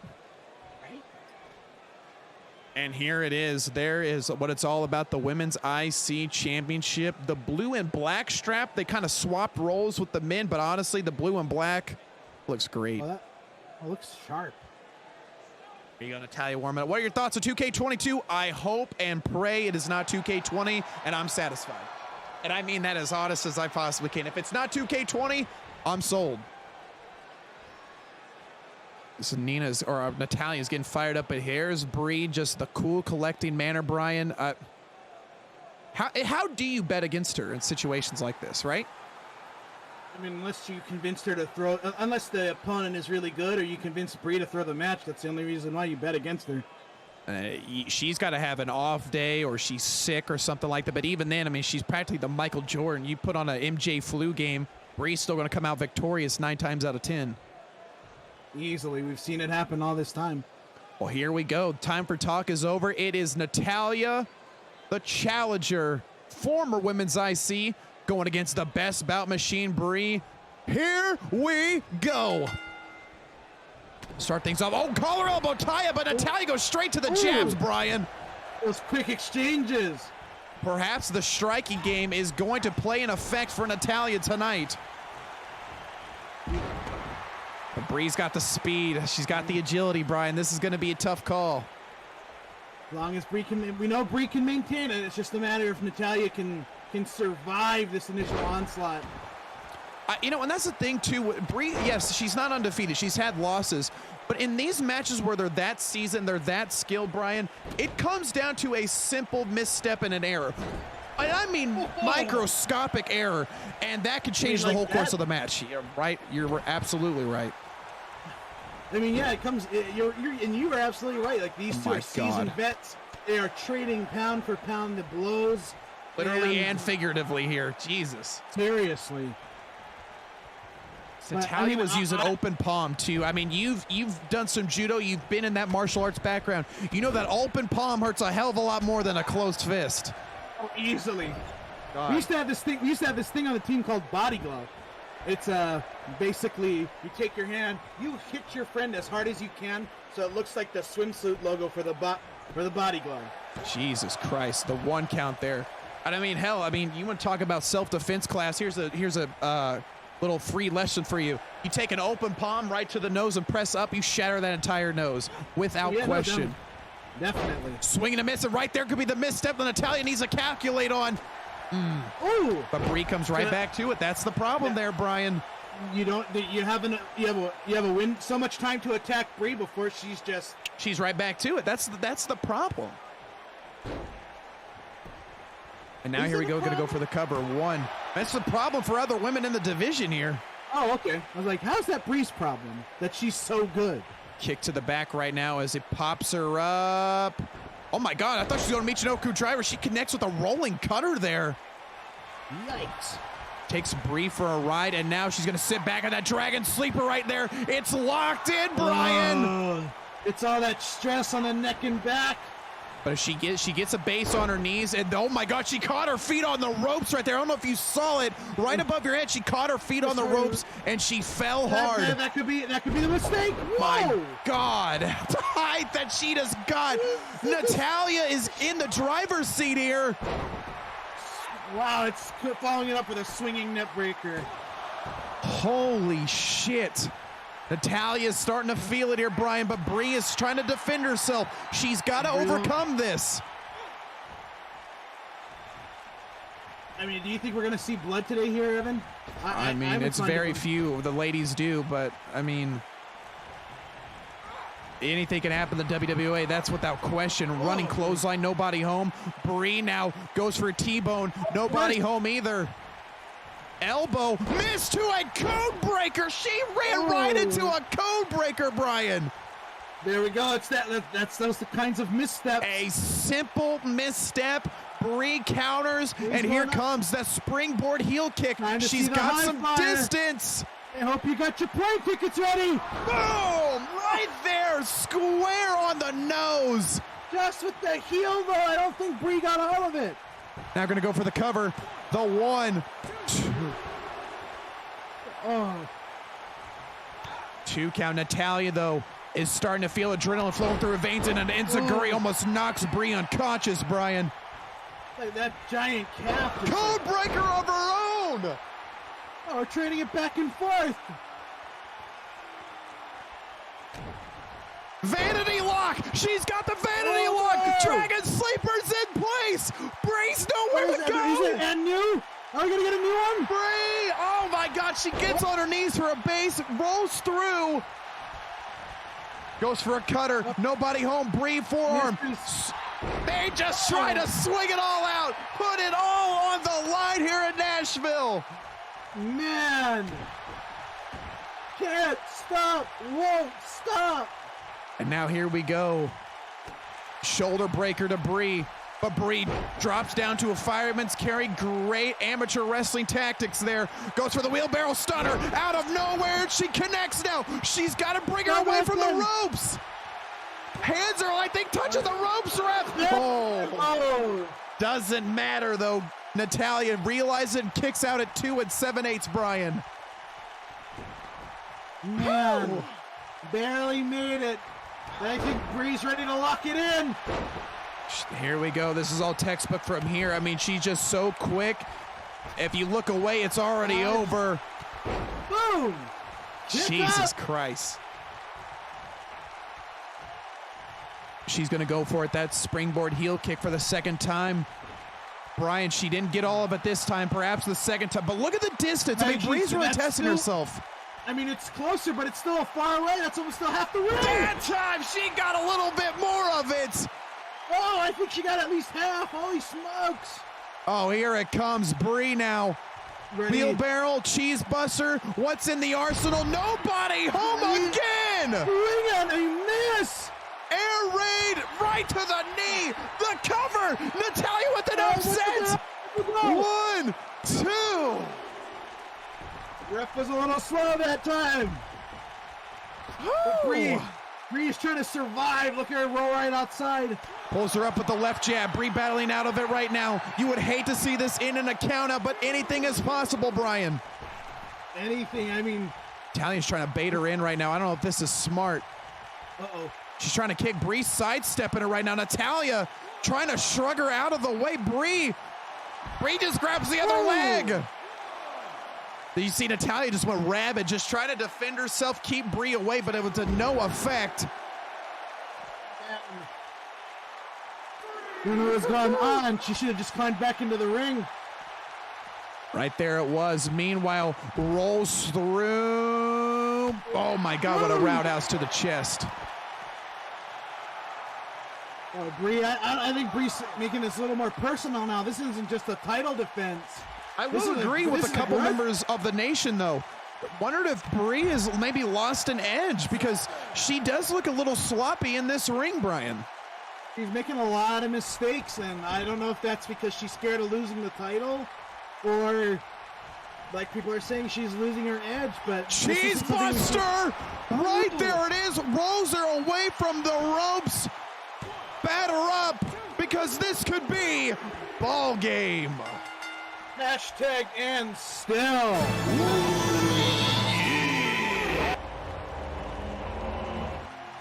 Ladies and gentlemen, the winner of this contest, and still WWA Women's Intercontinental Champion. This is the best bout machine. This is Brie. The crowd is freshly cheesed today with the victory. We're not in Greenberry either. Nashville got a little taste of the cheese. Brie, man, like we were kind of saying, did not look the greatest, but all that matters is she got the job done.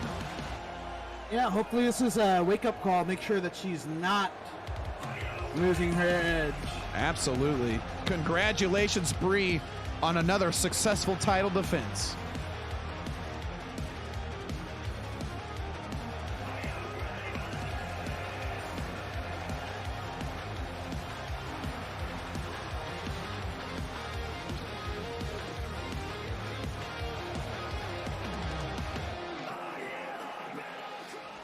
And before... Hope you guys all had a wonderful rest. I hope you're getting your coffee because I need all of you to pay attention. Especially Brenden, because this is going out to him. Brenden, I saw your promo. I got 2 words for you. Weak and ineffective. Alright? You say I hit you with a weak finisher. If it was so weak, why'd you lose to Chris Adams? Gio only does so much to manage his talent. Yeah, you lost because of me. Not because it was weak, because I got inside your head. Second, it's not cowardice, dude. You say I attacked you from behind. It takes me to...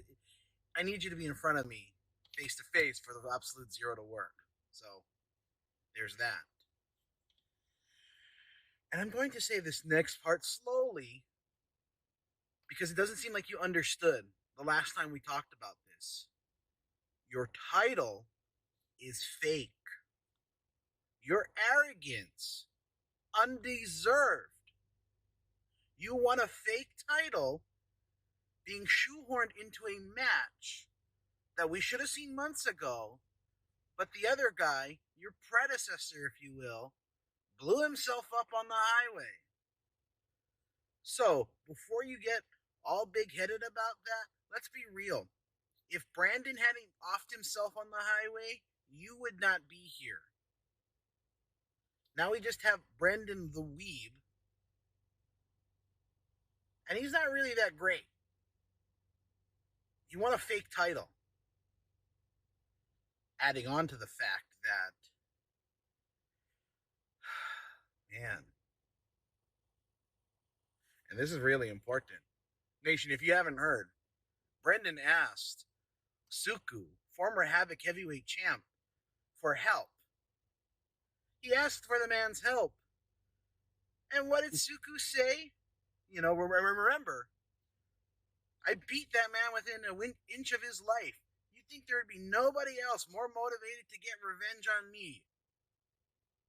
And Suku told Brenden no! He actually thinks I'm in the right, so what does that say about you, Brenden? Oh, it is not looking good for you. Yeah, and in the name of the moon, you'll punish me? Man, you keep quoting your girlfriend more? I'm gonna think I need to fight her instead of you. Sounds like she'd give me more of the fight. And man, do I love it when they fight. So, I hope you're watching. I hope you're waiting. And I hope you've made peace with the fact that no one is coming to help you.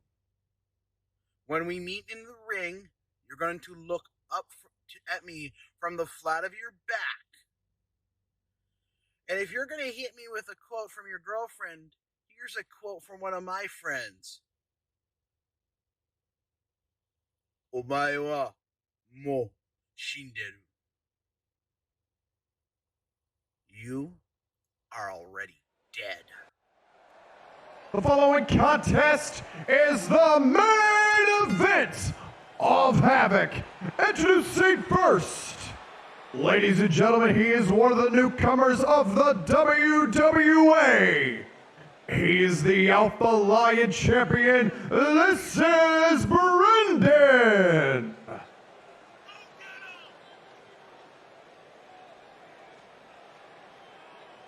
Brenden seems to be really confident, Brian. I mean, arrogance can be as often confused for confidence. Not much of a reaction from the crowd here. They're just like, oh, hey, I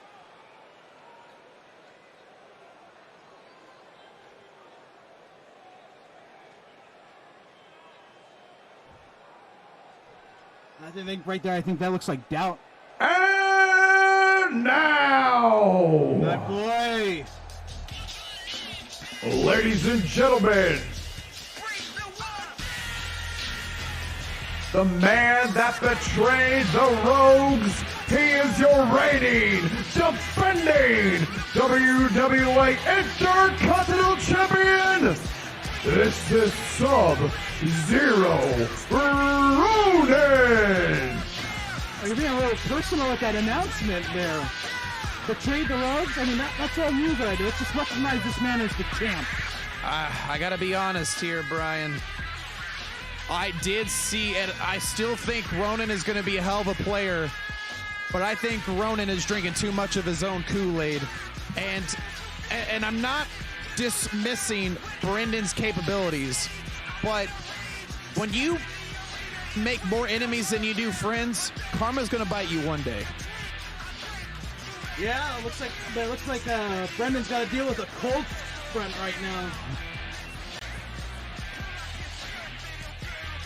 Look at Ronin, though. He just looks like this is a walk in the park for him right now, and he doesn't even care about this Alpha Lion champion, this kind of hardcore title. I mean, the only thing he really cares about is getting the job done, keeping that IC title around his waist, and going about his business. I mean, he might hand that belt back over to Gio to have a burn. Maybe so. I mean, you've seen, well, that was the women's IC, but I mean, well, yeah, no, he did. He did burn it with Coop, didn't he? Our fatalities legal? No, they are not legal. But speaking of, my God, beautiful PP Productions there. But here we go, our main event time, Brian. As Ronin looking into the corner, he's definitely gonna try to get it in the head, play a little egotistical mind games here. And then, you know, that's the thing I've talked about his Shakespeare-like promos, the way he talks, the way he goes about it. I mean, that alone can throw someone's psyche off heading into a match. Right, it's all about mind games. Like, I'm better than you, and I know it. As Ronin here sweeps the leg, Brenden a little frustrated as they're doing some just catch-can wrestling. I mean, I know this isn't everyone's cup of tea, but I honestly love this style of wrestling here. Who can get the upper hand, the leverage, and honestly take shape of the matchup. Yeah, I mean, it's nice to see a little throwback to the classics, little styles of strength there, but I think I speak for a lot of the people, and they say they just want to see a slobber knocker right now. Well, and that being said, we want to send out some love, some well wishes to Jim Ross, who's actually receiving radiation for skin cancer right now, and he'll be back at the very end of December. So Jim, I know you're not watching, but again, well wishes, and hopefully you get to feeling better, my friend. You're voice of my childhood for sure. Best of luck to Jim Ross, man. That Absolutely. guy, when I thought I was going into announcing, I wanted to be like Jim Ross. Absolutely, but he catches him into a double leg takedown. Ooh, a double leg takedown. I don't think Ronin's gonna like that. That's the thing too with Ronin. I mean, he's definitely very nonchalant. He kind of heard in his promo, just very the lightheartedness in his tone of his mannerisms. And then the 48-hour incident. I mean, just the whole debacle there. Not once did Ronin seem intense. He just like, look, man, I don't think you realize what you're getting yourself into, but fine if you want to be an embarrassment. And that could be a mind game too, right? That's the thing. That's it. Exactly. I could not agree more with that. And I think that's the thing, though. If Brenden can get out of his own head, and especially the way with this, I'm gonna just call him manager. I don't know the relationship status, but the manager of Brenden, if he can get him in the right mindset, Ronin could have a misstep right now. I mean, it's possible, but I don't think Ronin's gonna be this careless, especially with the title on the line. I mean, that's it. Is true. Elbow right to the center of the forehead. Brenden now runs on in, turnover to a neck breaker. Beautiful move. Brenden moves fast for a big guy. I'll give him that. Brendan's cousin, Brenden. I mean, oh my God! He's a body in harm's way there. Running cross body, both men to the outside. Wow. I don't know. I mean, a desperation move like that seems to me to be like panic. Hey, when you use desperation the right way, but here comes Ronin now. Draw a thumb to the eye. A classic maneuver. William. Thank you, William. Sets him up right now. That running toss away. Power bomb. William, welcome on in. You almost cut the rope on that one. Appreciate you, my buddy. Thank you for the tier 1 sub. Absolute zero. Hold on, William. We may be going home early here. The cover. Oh, man. It kicks out. But thank you so much. Now, William, if you're interested, you have sub-premium access to the WWA character. Get your slot. Get a part of this show, my friend. We would love to have you. As Brenden now tries it. He was going for absolute zero again. But the heavenly suplexes right now, Brian. Ooh, right on the back.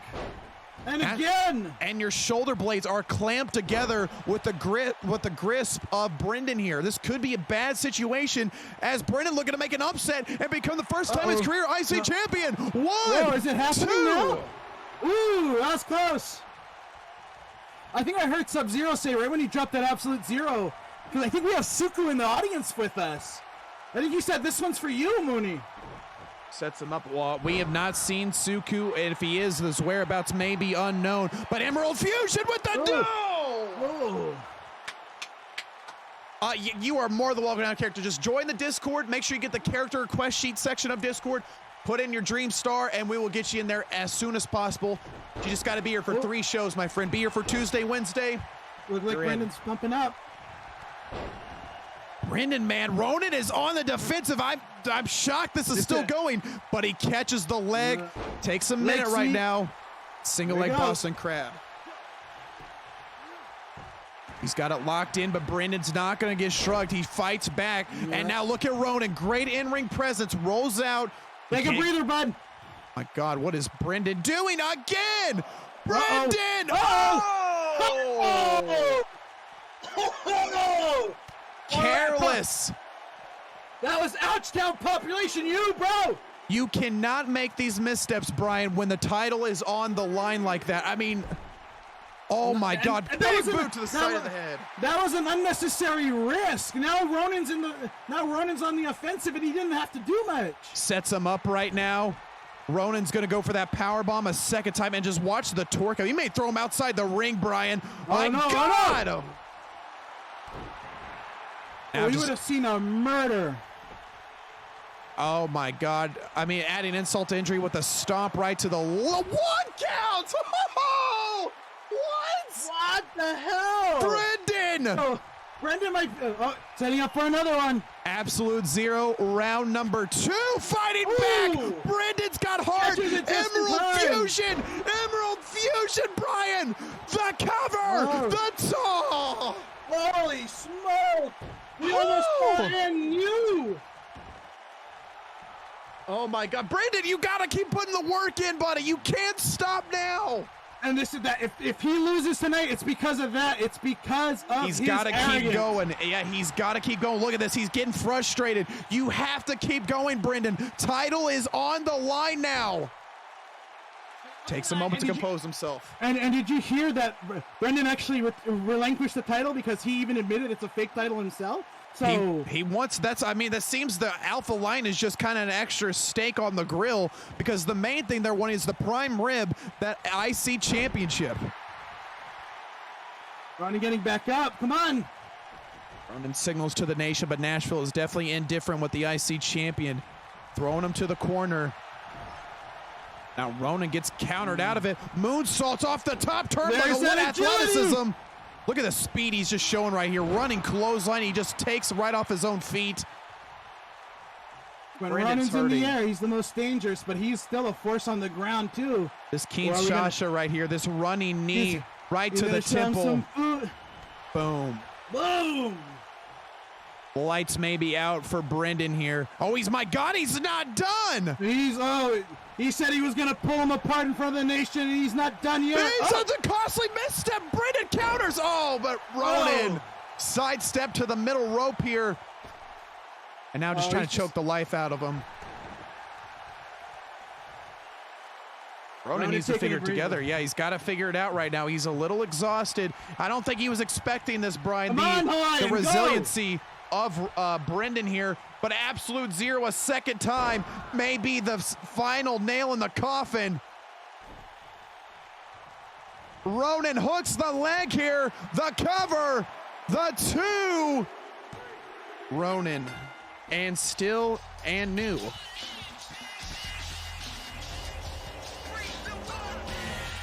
Ladies and gentlemen, the winner of this contest, and still WWA.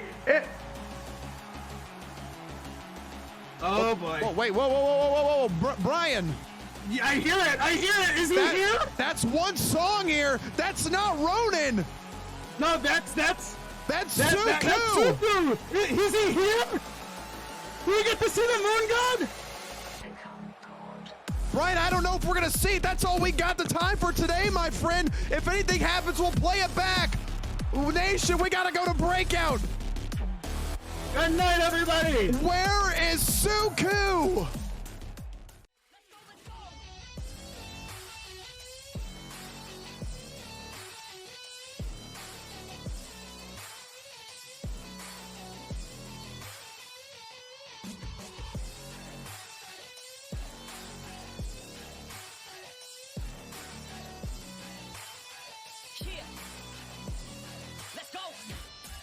If I go, I'ma get. When I go, I'ma hit. And I know I'm the kid. I'm a soul.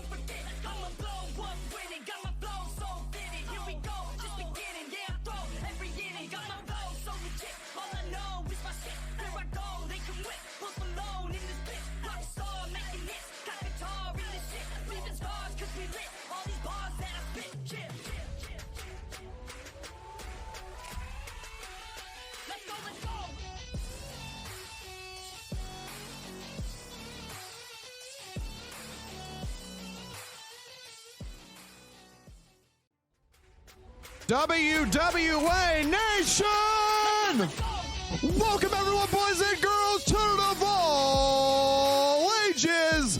My name is Evan Worlds. Alongside me is Mr. Kaz. Woo! Welcome on in, but the party is not over. Breakout, you gotta finish strong in Reno, Nevada. My God, what a show. The past few weeks I've been underperforming. Haven't been my best. Haven't left it all in the ring.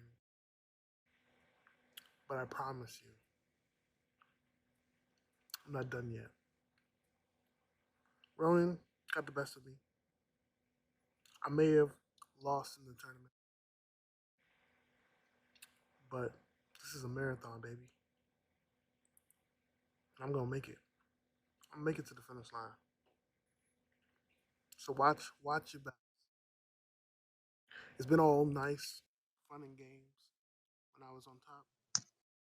But now I'm coming from the bottom. And when you back me into a corner, I'm only even more dangerous. So remember that. Everyone, watch your backs. The following contest is set for one fall with a 10-minute time limit. Introducing first, ladies and gentlemen, from Green Bay, Wisconsin. He is one half of the PWO, one of the longest reigning breakout heavyweight champions in WWA history, the master of the Bushido Code. This is Overlord Samurai.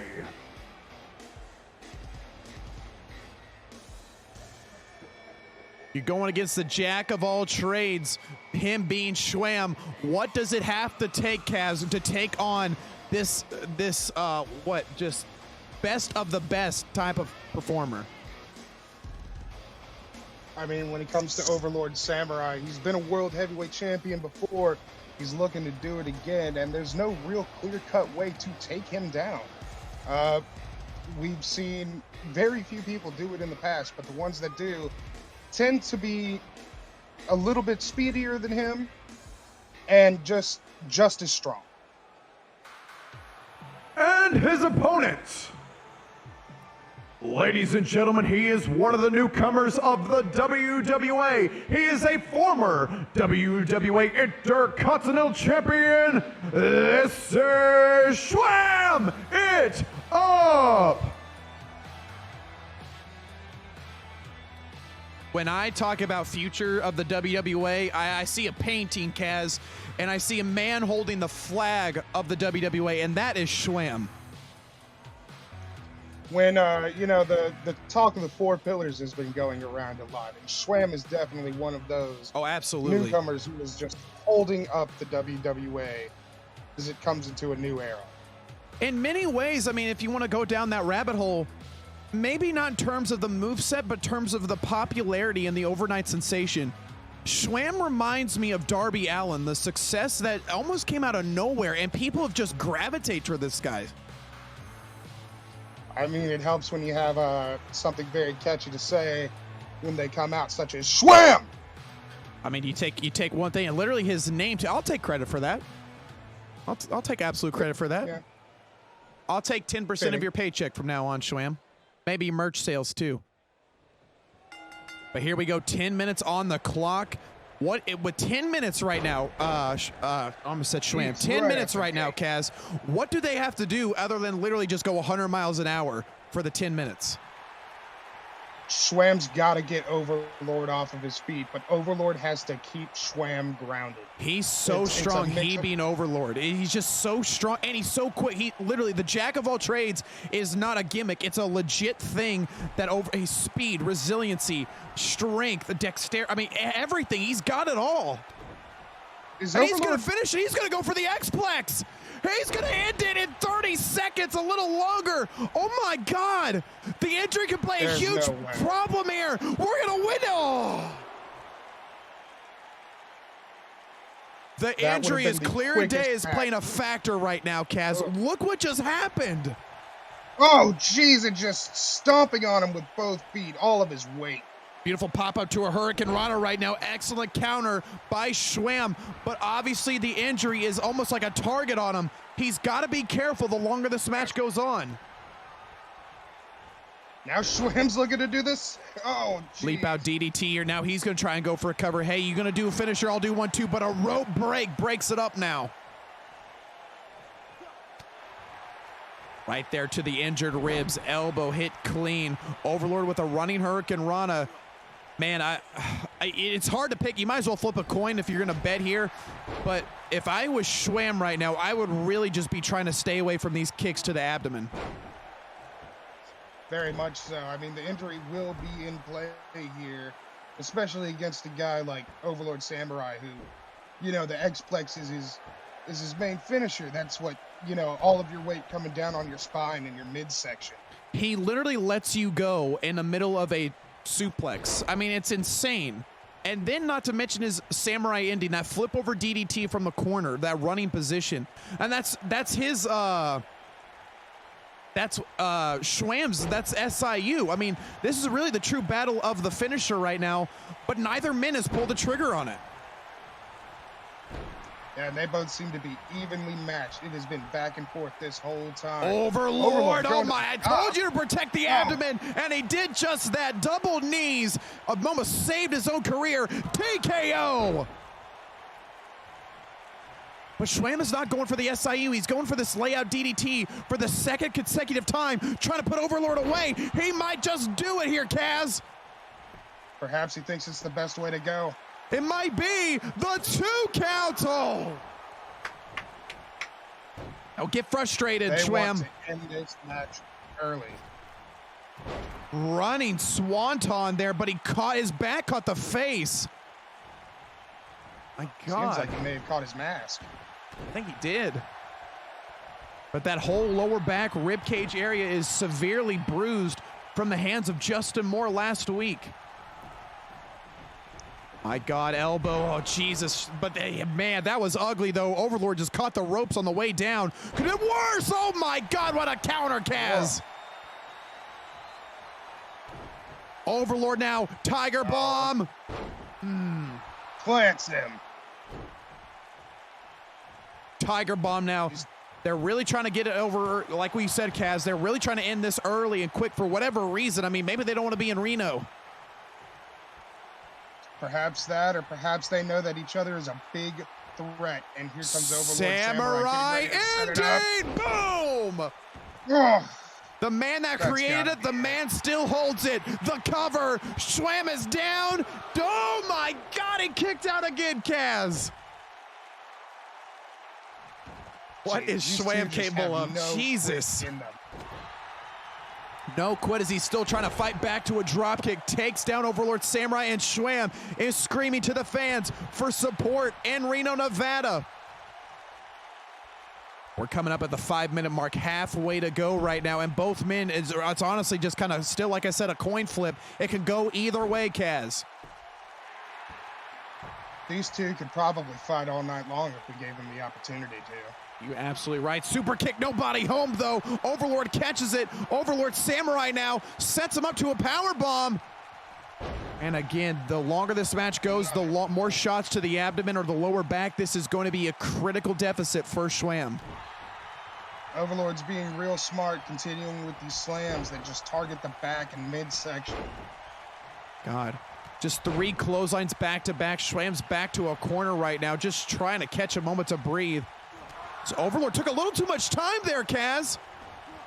You can't throw him out of the picture. Oh. No, man. Overlord almost got himself disqualified there. Stops himself. SHWAMM running cross body. Overlord gets out of the way, though. And again, back to this headlock. Maybe SHWAMM thinks throwing him over is going to be the best opportunity, or maybe not. He almost did. He changed his mind last second. He didn't want to win that way, Kaz. Might be the smart way to go about it with him just continuing like this. Only a 1 count here. Shot to the center of the spine. Overlord's in a lot of pain right now. SHWAMM's going to need to finish it. There's 4 minutes left here, Kaz. Time is of the essence now. Yeah, now is not the time for a head, neck, and chin lock. The greatest move I'll tell you ever. that much. It is the greatest move, but perhaps you should be going for something to finish the match, not wear him down. 350 is on the timer. Reverse layout DDT. Executed well. SHWAMM, you got to figure it out here, man. It looked like he was backing up to get to that SIU. Forearm, nobody home. There. Shot to the abdomen again. SHWAMM in agony. Overlord just trying to hit him out over the ropes. Stops himself. TKO, down goes Overlord. Overlord's down for the TKO. SHWAMM now with the 2. SHWAMM gets the 3 points. Got him. Wow. Knocked him out. Goodness. Ladies and gentlemen, the winner of this contest, this is SHWAMM.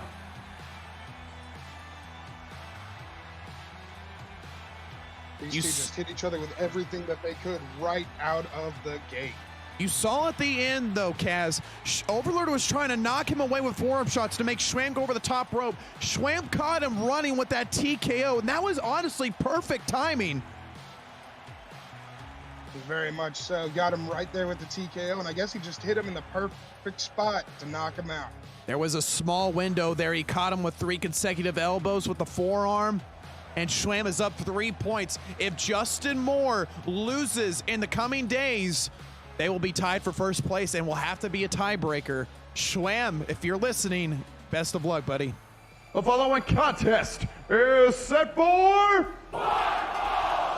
with a 20-minute time limit. Introducing first, ladies and gentlemen, he is a Season 1 veteran of the WWA. He is the first person ever to win the last Survivor in Season 1. Ladies and gentlemen, the Psycho Shortez.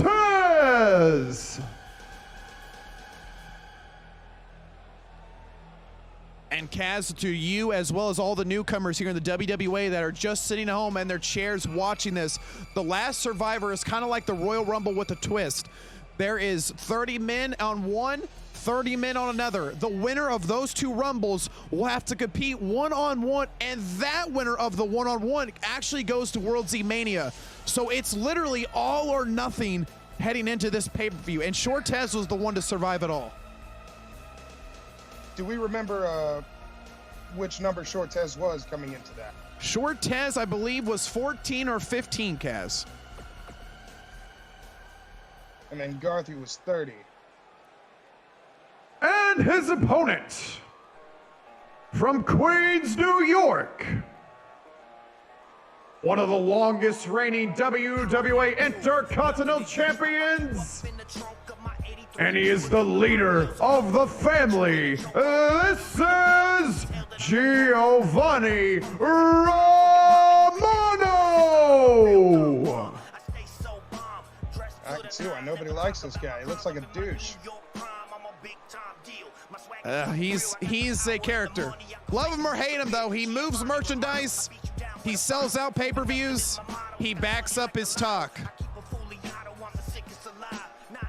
If you can back it up in the ring, that's really all you need. You can talk all the smack you want as long as you back it up.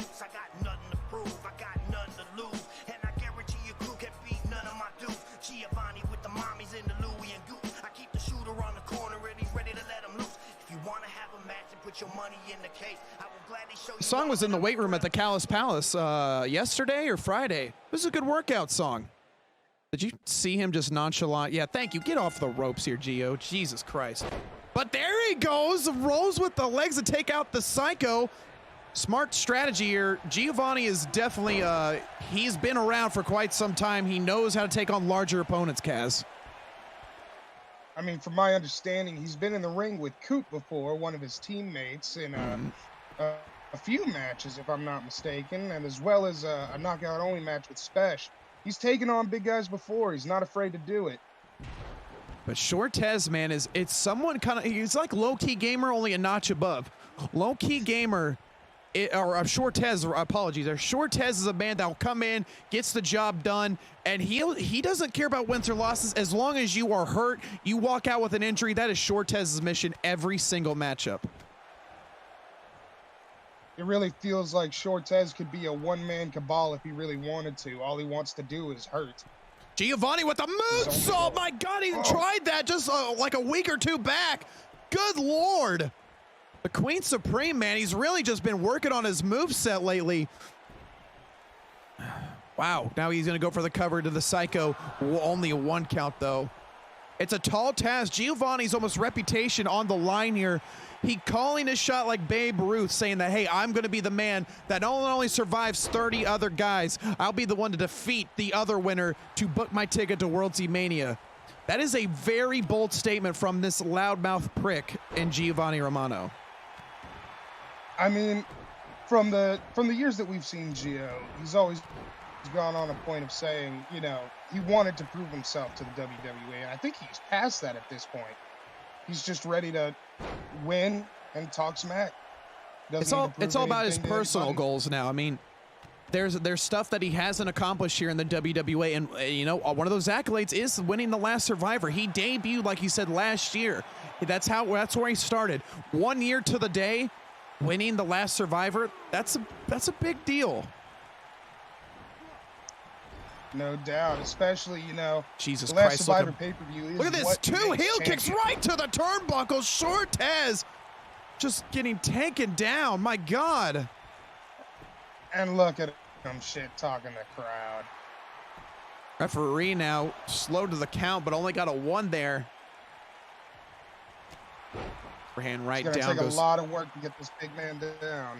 He's got to go with those drive-bys. He gets the man on down to 1 knee and then does that. Oh, my God, he's busting him wide. Giovanni, my God.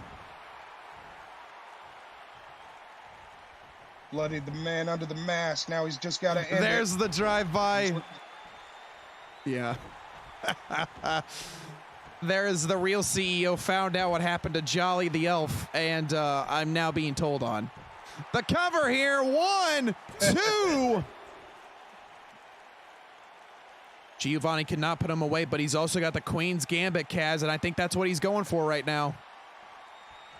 Lining it up, getting ready for his shot right in the middle of the ring. Shortez a little stronger, a little bit bigger, muscles his way free. My God, he's going to go for the psychotic toss. He's going to throw Giovanni straight to the outside, perhaps. My God. But he didn't go for the cover, Kaz. Didn't go for the pin. Maybe he just wants to hurt Gio. Maybe he feels like he's been insulted. Big boot there, straight to the outside. Shortez taking a moment to compose himself here. And now here we go. Look at Gio just mocking him right now, Kaz. I wouldn't expect anything different from him. As he sets him up here, leg sweep takedown. Trying to pull him up, but Shortez battling through. Yeah, she's the real CEO. I can't argue with it. It's very cute. Anthony, you gonna do anything about this? Like, Jesus, I got a show to run. My God, wait a minute. The referee, hold on. Referee at a count of 7 here. Face first with a knee. Oh my God, I swear. He's gonna curb stop it to the outside, Kaz. My God, 8 counts. You son of a Of course he does. Wouldn't expect anything different. Ladies and gentlemen, the winner of this contest, Giovanni Romano.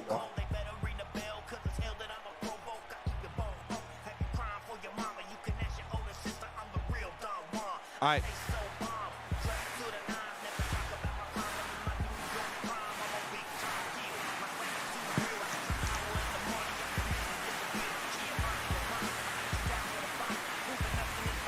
Wow. He would have had the win regardless, but he curb stomped Shortez to the outside. Look, Shortez is down over there. Look at him. Apologies. I had something caught in my throat. I had.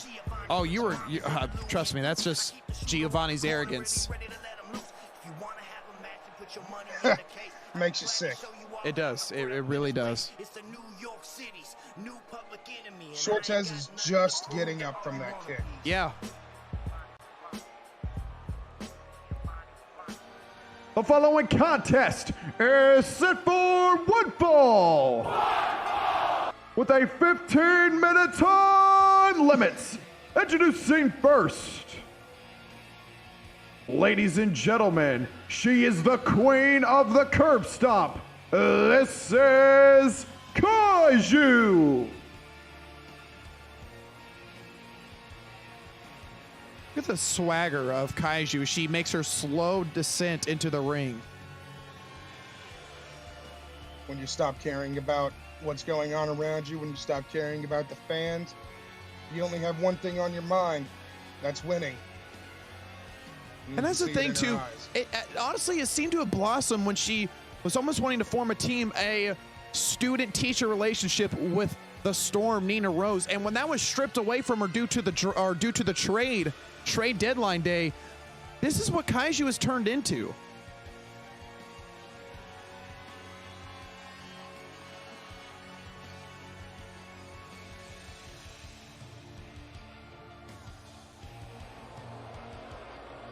Just resentment.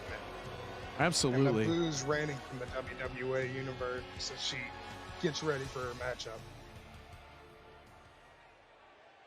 And her opponent,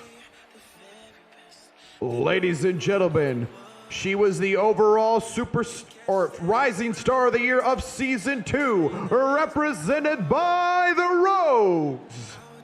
She is the WWA Breakout Women's Champion and Master Pokemon Trainer. This is Kate Doombringer.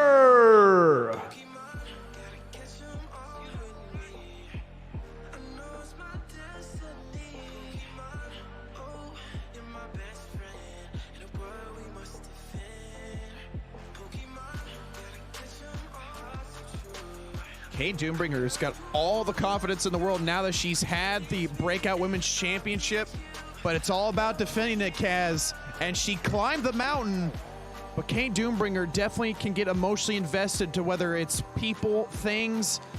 Could this title be a detriment to her career? It all depends on who's willing to take advantage of the fact that she can be emotionally invested in her matches. Absolutely. Someone Well, can here find we that go. weakness and get under her skin. Well, we're going to get right to it. Let me turn on my camera. Apologies there. Sorry, brother. Got to do some commentary for another place, but I enjoyed what I've seen. I'll be in contact to join the ranks when possible. I am Gate Sage. Look forward to seeing you, my friend. Let me drop you a follow while we get this matchup underway. Kai's been talking the talk right now here, Kaz. And, you know, honestly, the way these people have been loud-mouthing around here in the WWA, I think Kaiju's one of the few who can back it up. If she can back it up, she's got a tall challenge ahead of her tonight against Kate Doombringer. There's one person you do not want to let get anything past you, and it's Kate. It is Kate Doombringer. Take advantage of any opportunity that she can get. But the flaw that Kate Doombringer has, I mean, is worse than anybody, in my opinion. Kate Doombringer, if you can ruffle her feathers, if you say, oh my, hold on just a second here. Kate Doombringer, she's torn her ACL doing this before. Oh God. Kate Doombringer looking to go airborne. No! No! Oh, jeez. No! God damn it, she did it again. Did you see her whole leg just collapse there, Kaz? I did indeed. I thought the Rogues talked to her about not doing that anymore. Oh my God.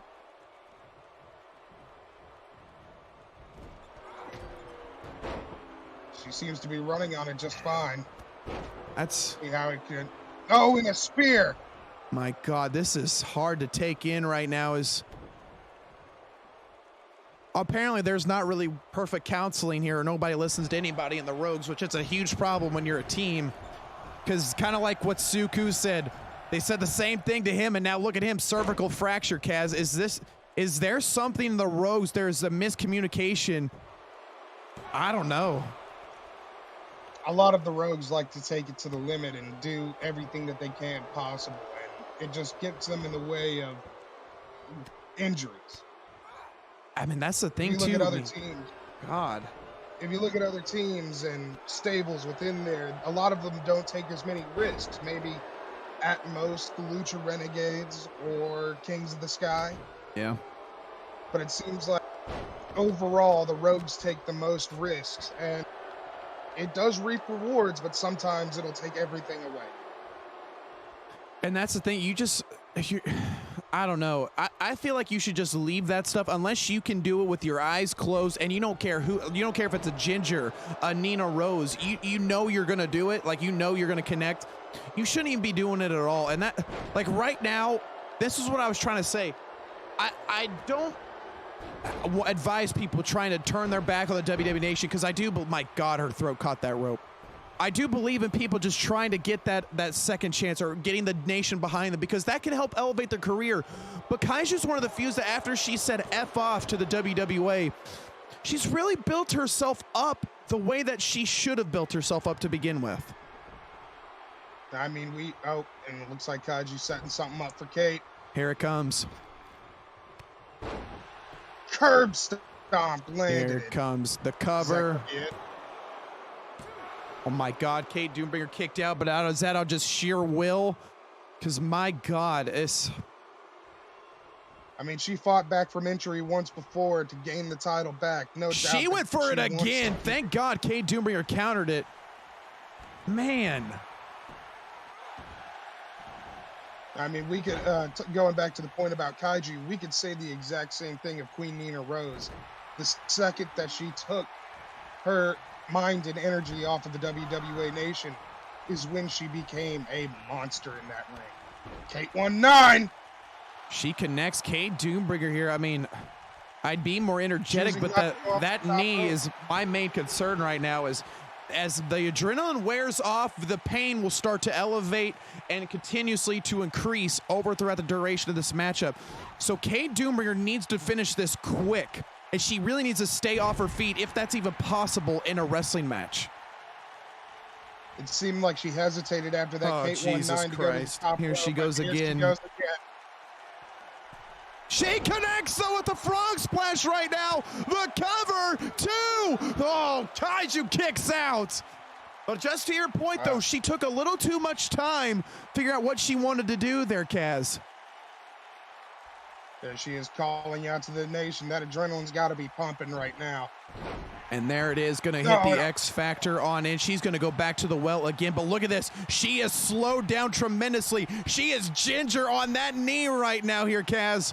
Oh my God, I can't look.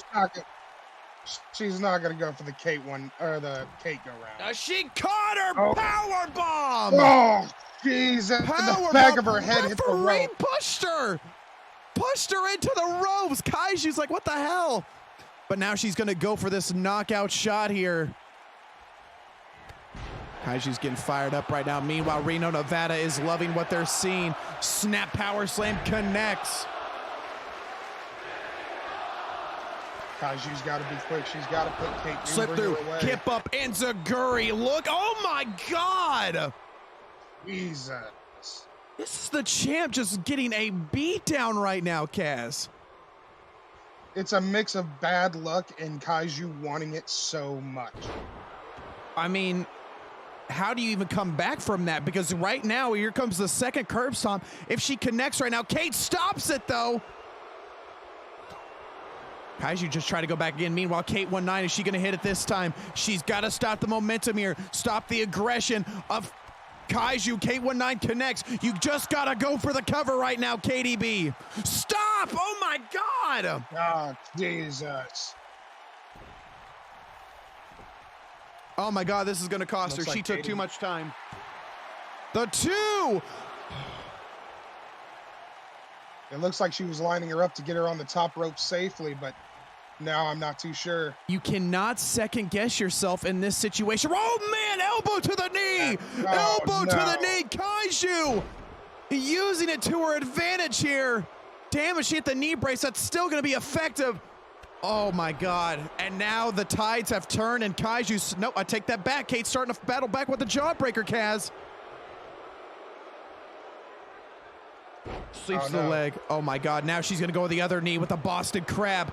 My God, if this is not enough, this is what I was talking about, Kaz. The intensity Kaiju is showing lately is at an all-time high.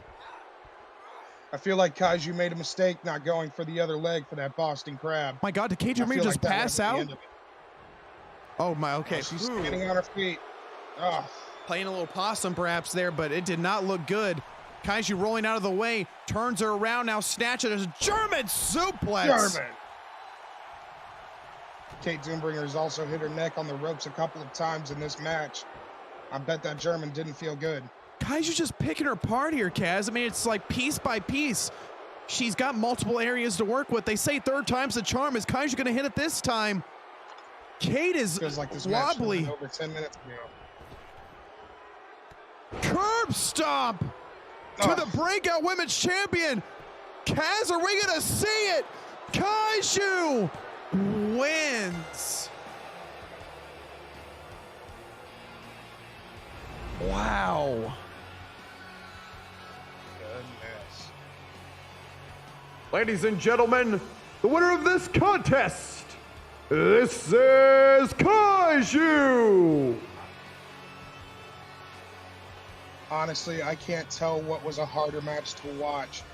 Earlier tonight with Yokai versus Blackheart, or this match.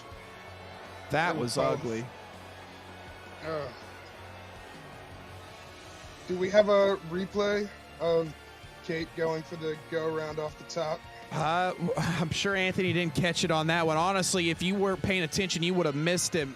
Thank God. The following contest is set for, and it is the main event of the stream. Introducing first, ladies and gentlemen, he is one half of the tag team champions known as Doomsday. This is the Taskmaster.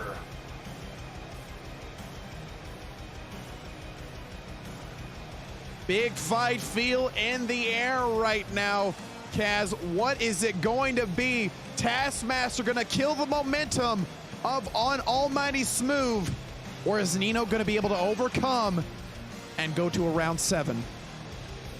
Normally with your big guys, your goal is to chop down the legs and get them on the ground so they can't, stand as much.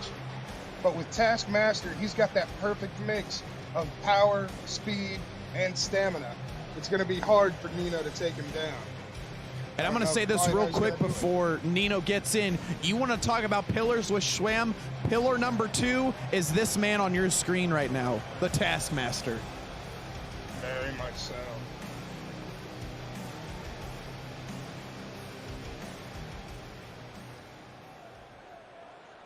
And his opponent,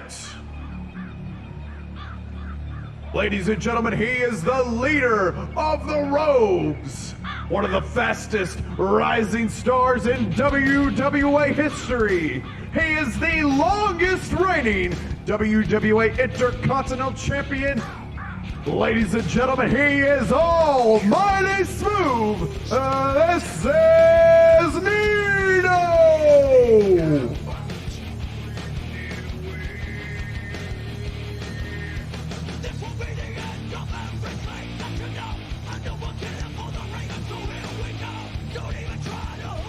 It is bottom of the 9th, 2 outs. Nino stepping up to the plate against the Cy Young award-winning Taskmaster. This is a do-or-die situation for this man. You can only begin to wonder what's going through his mind right now, Kaz. It's very rare that we see Nino backed into a corner, and it's going to be very interesting to see what he does when he is backed into a corner. When there's nothing left to lose, maybe Nino's going to pull out something crazy that we've never seen before.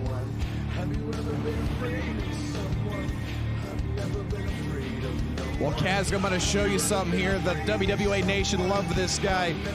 But Nation, if you got it, spam it in the chat. Here it comes.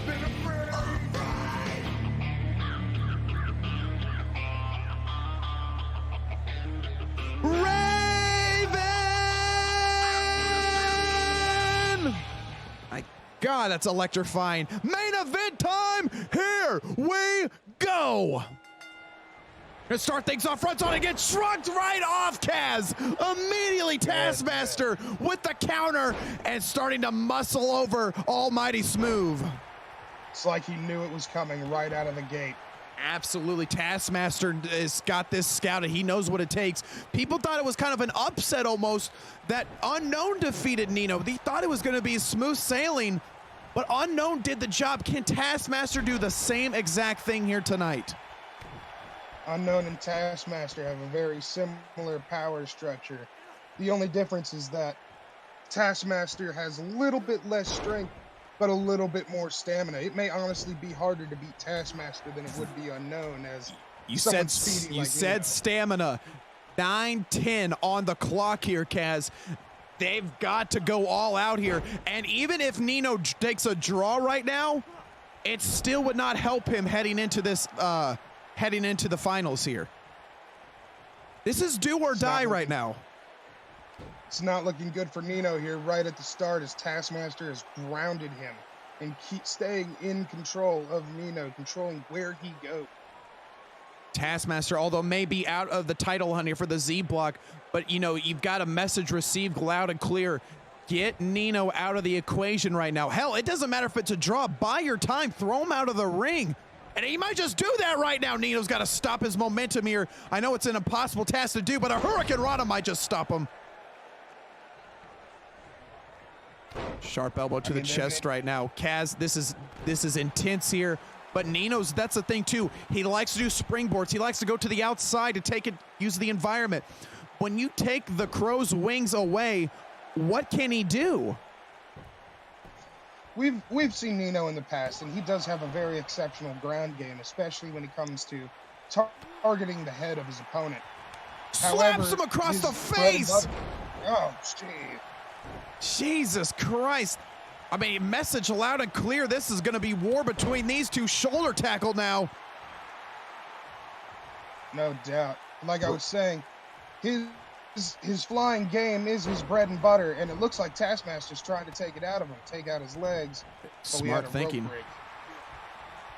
Taskmaster now looking to set up perhaps a power bomb position here, maybe a buckle bomb. He's going to take the lower. Oh my God! Oh, he's going to throw him. Oh no, he changed his mind.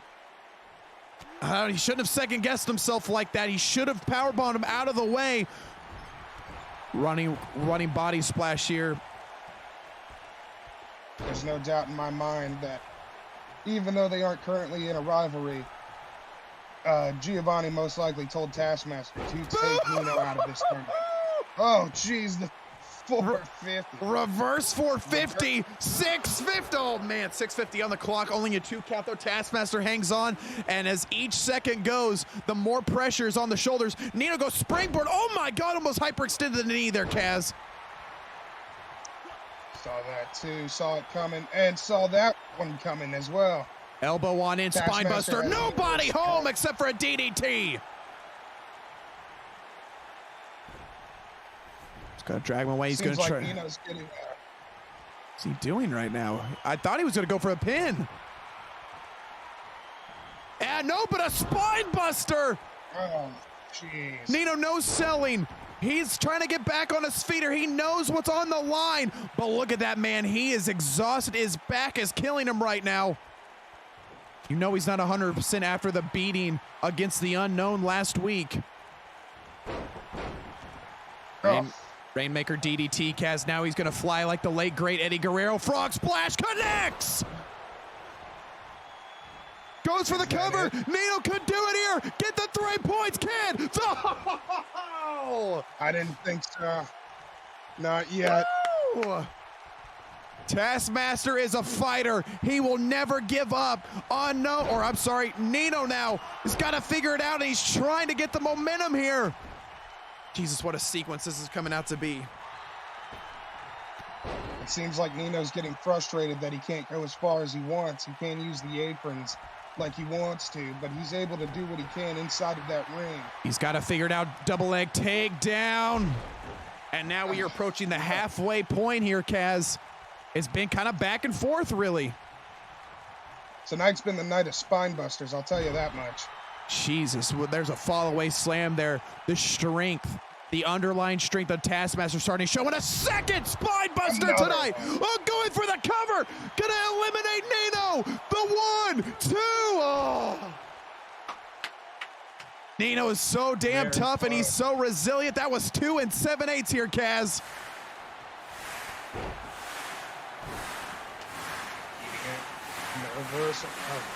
Pulls him back now. What a shot that was. He's going for the straight jacket slam. The countered out of it. Clothesline. Oh my God. Nino's got to do something here to slow down the Taskmaster. It's not going to turn out pretty.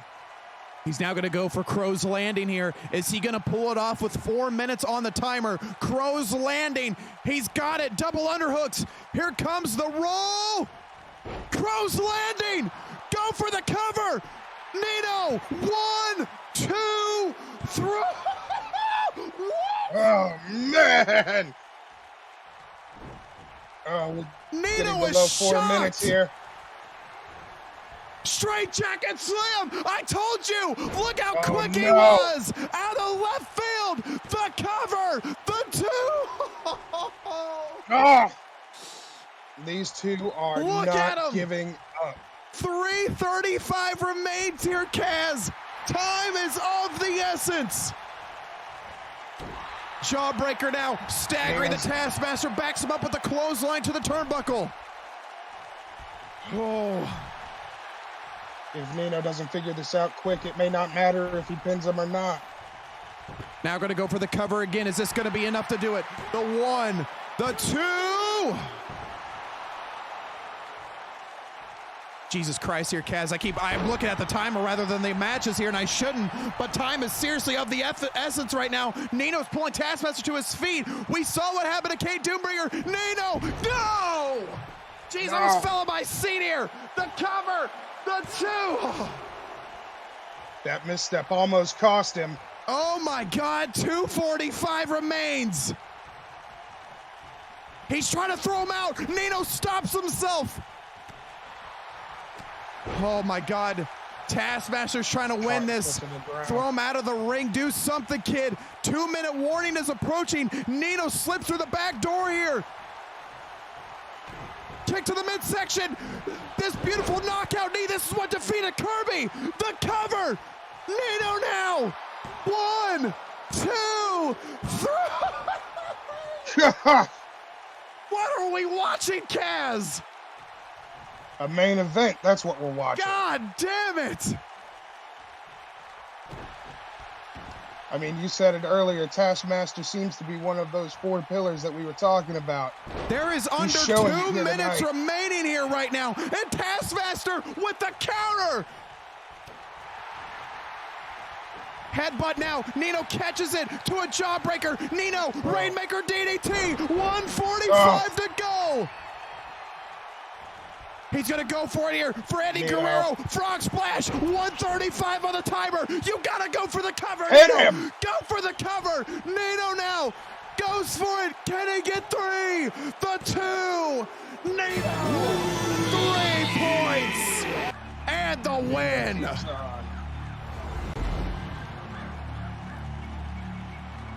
Ladies and gentlemen, the winner of this contest, this is Almighty Smooth Nino!